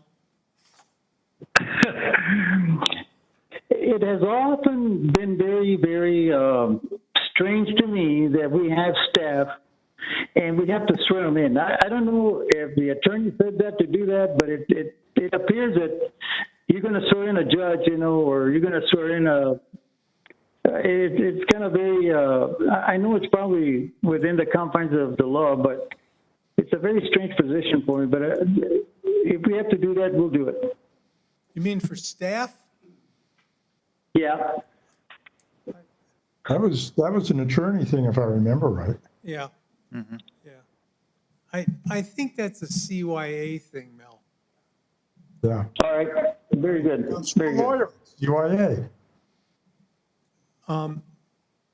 So, okay, so can I have a motion for approval of the bylaws? I'll move that we approve the bylaws. Second? Second. Okay, Commissioner Zardes seconded. All those in favor signify by saying aye. Aye. Aye. Aye. Opposed, same sign. Thank you. Before I forget, for staff, Commissioner Herrera had a suggestion. I think this is a wise idea. And he said that in Anthony, what they do, if they have a large turnout like this, they ask people to sign up to address the commission. We can do that, can't we? And that doesn't have to be part of the bylaws. We just do that as procedure, ask people to sign in as they come in. So Fernie, I think we'll do that. I like that idea. I think it brings a certain order. Yeah, all the board meetings, school board meetings that I've attended over the years, we've always had signups. So they sign in, we come in. It's also, on the sign-up form, you should state a couple of things. One is, if they were going to limit time to 3 minutes, let's state that on there. But also, there should be a statement that they are legally liable for any statement they make. Because we don't want a statement made in these chambers and then have either the staff or the commission sort of condoning that statement. So they just signed the statement, that any statement they make, they're legally liable for, in case they slander somebody or do something like this while they're talking. Mr. Chair, Commissioner Lear, would this be a sign-up sheet that's set out in front of chambers, or, because I've signed statements before after I've spoken. No, I think Commissioner Herrera's idea was ahead of They'd time. be coming in before. They'd be signing in before. Yeah, what I was asking also is that, like, if we have 2 or 3 agendas, that they sign up for that particular agenda, and not just as a general comment. Mr. Chair, if I could. Yes, Bill. Yeah, in school boards I've been involved with and other organizations like that, there's always been some sort of sign up for the people who would like to speak as they came into the chamber. And the idea of having it like today with the 2 different cases, to have people speak on each, it's easier on the public because they can get an idea of time. And it also gives the commission a sense of where some of this is going before anything can get difficult or contentious. Thank you. Okay, so that's okay, so discussion on potential amendments. What do we have? Just wanted to see if the commission had anything in particular. I know staff tries to keep up with everything UDC related. I'm not sure if you individually or as a commission have any suggestions for future amendments, or even to the comp plan for that matter. I'd like to review this decision criteria on SUPs. I don't think it's very helpful.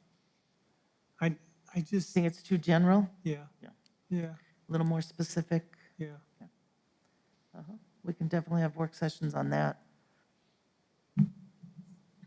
And I think we really need to look at group homes in a little more detail anyway, as it relates to the federal guidelines and standards as well. Yeah, So it was definition of- confusing.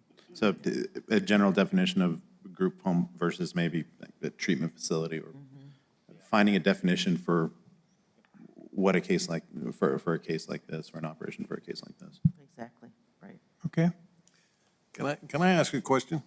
Is in the potential amendments in Uniform Development Code, is that the instructions of, like, if we submit paperwork for a subdivision or for a building permit and is that included in that document? Yep.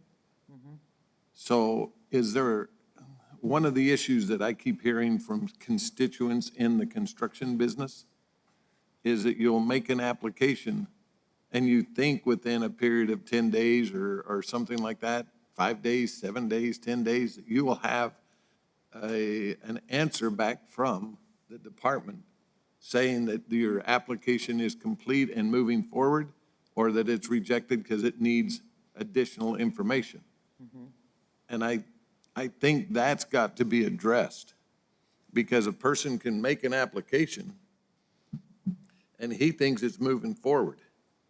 But then 3 weeks later, and he's thinking he's going to be moved into the realm of coming before the commission or going before the BOCC, and he flat didn't even get processed. And that's part of the complications that I'm hearing from our side as a developer and a builder. Mr. Chair? Yes, Mel? Bringing it up to Commissioner Thurston, the DRC, I mean, what is your take on that? Should you go to the DRC first so they can plug all the holes? Because I haven't been to one of those meetings in a long, long time. And right there, the department head should be there and say, listen, if you're going to apply for this, what you need to do right now before you apply. That way you get a lot of things out of the way subsequent to your application coming forward.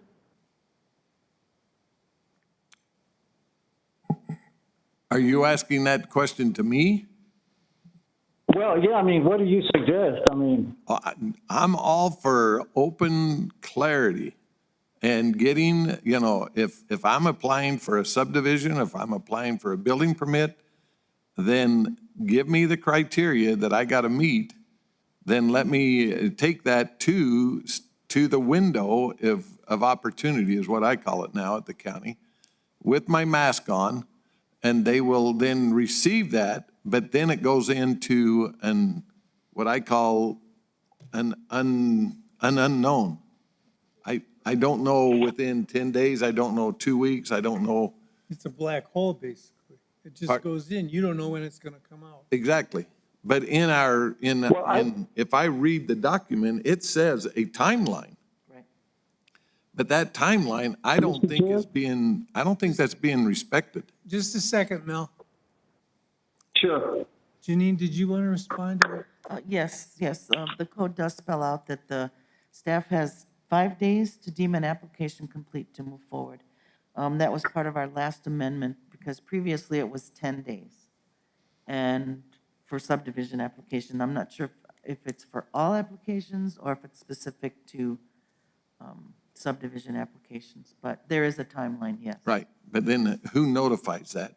Like if we haven't heard back from staff, and one of my complaints this last week that it's happened to me is not me personally, but my engineer. So he called, I guess, 4 different numbers to get through to the county. Not a single one of them, not a single one would allow that phone call to be heard or answered.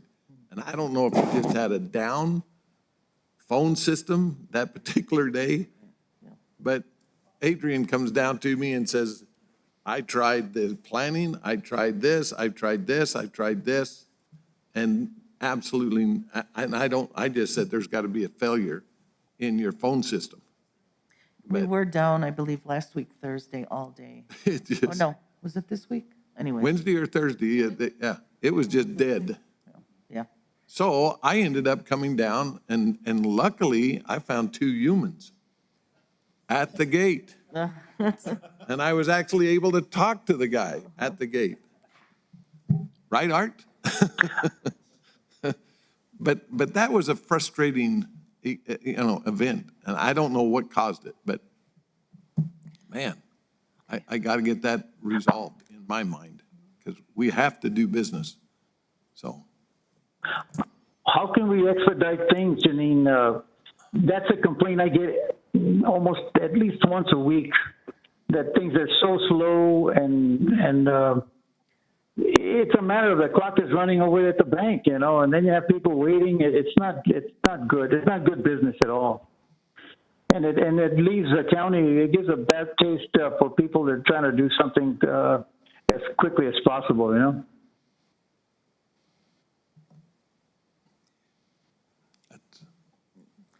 Yeah, we'll try to be a little more cognizant. We've lost another staff member. There's 3 of us now. Oh, you mean because Luis retired? Right. Okay. Yeah. So it will be a little want a new slow, job? but it's a new year, new beginnings. We'll be a little more cognizant and more communicative. All right. Anything else? Can we go on to the next item? Okay, I think we're at administrative approvals.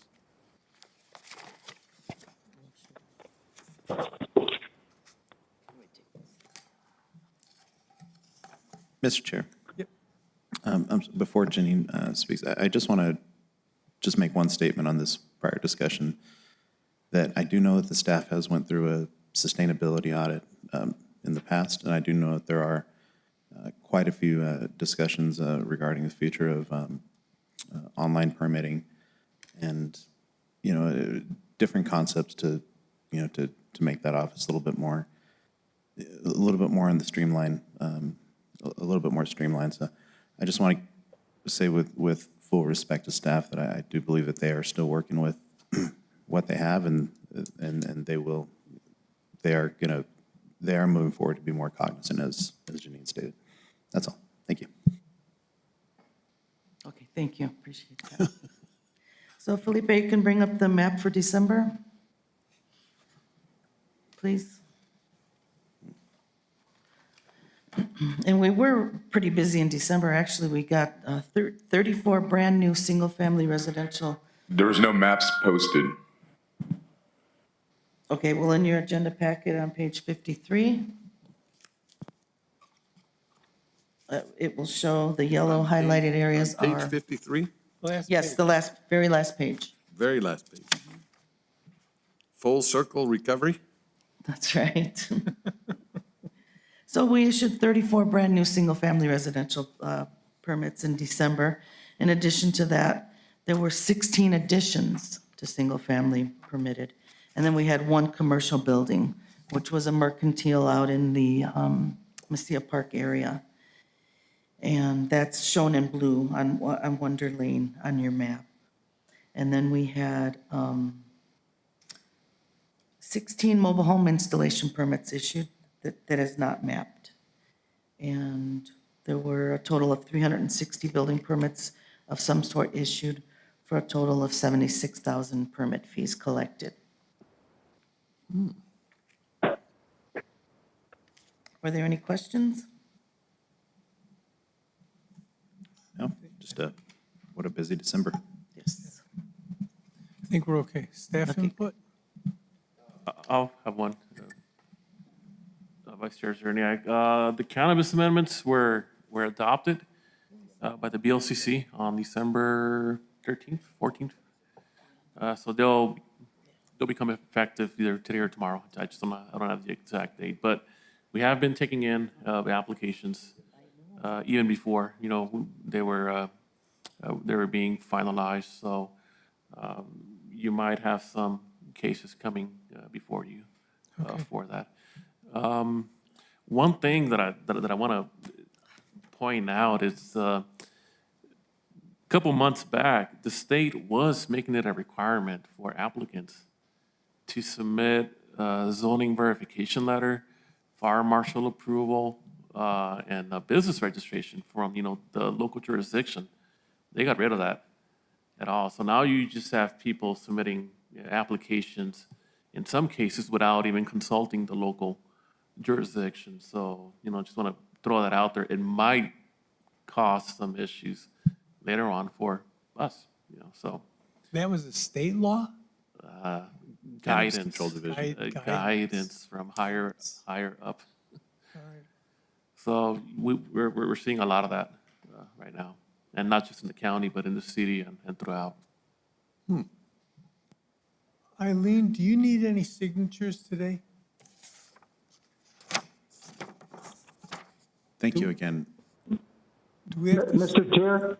just a second, Mel, do we have to sign off on the bylaws? Do we have them ready for? We can do it next time. I just want to know. Okay. Okay. Yes, Mel? I just want to let the commission know that I invited Dr. King and another guest he had there on the radio show yesterday, I believe. And I'd like to know if maybe Art could follow up, asking him to come and give us his presentation on water usage, percentage of water being used for agriculture and development and sustainability. And I think he would have to have it in writing for him to come in, but I asked him that if he would be willing to, I didn't get an answer, but if he could come and do a work session with all of us sometime here in the near future. So that's all I have from my end. Okay, thank you. Bill, do you have anything else? Oh, I'm good, thank you, He's on the Bob. beach. Okay, thank you. I think that's it. Move to adjourn. I'll move we adjourn. Second. Thank you. It's appropriate. Thanks, everybody. I know it was a tough morning. That was. And Mr. Casillas, thank you again. Thank you again, staff, for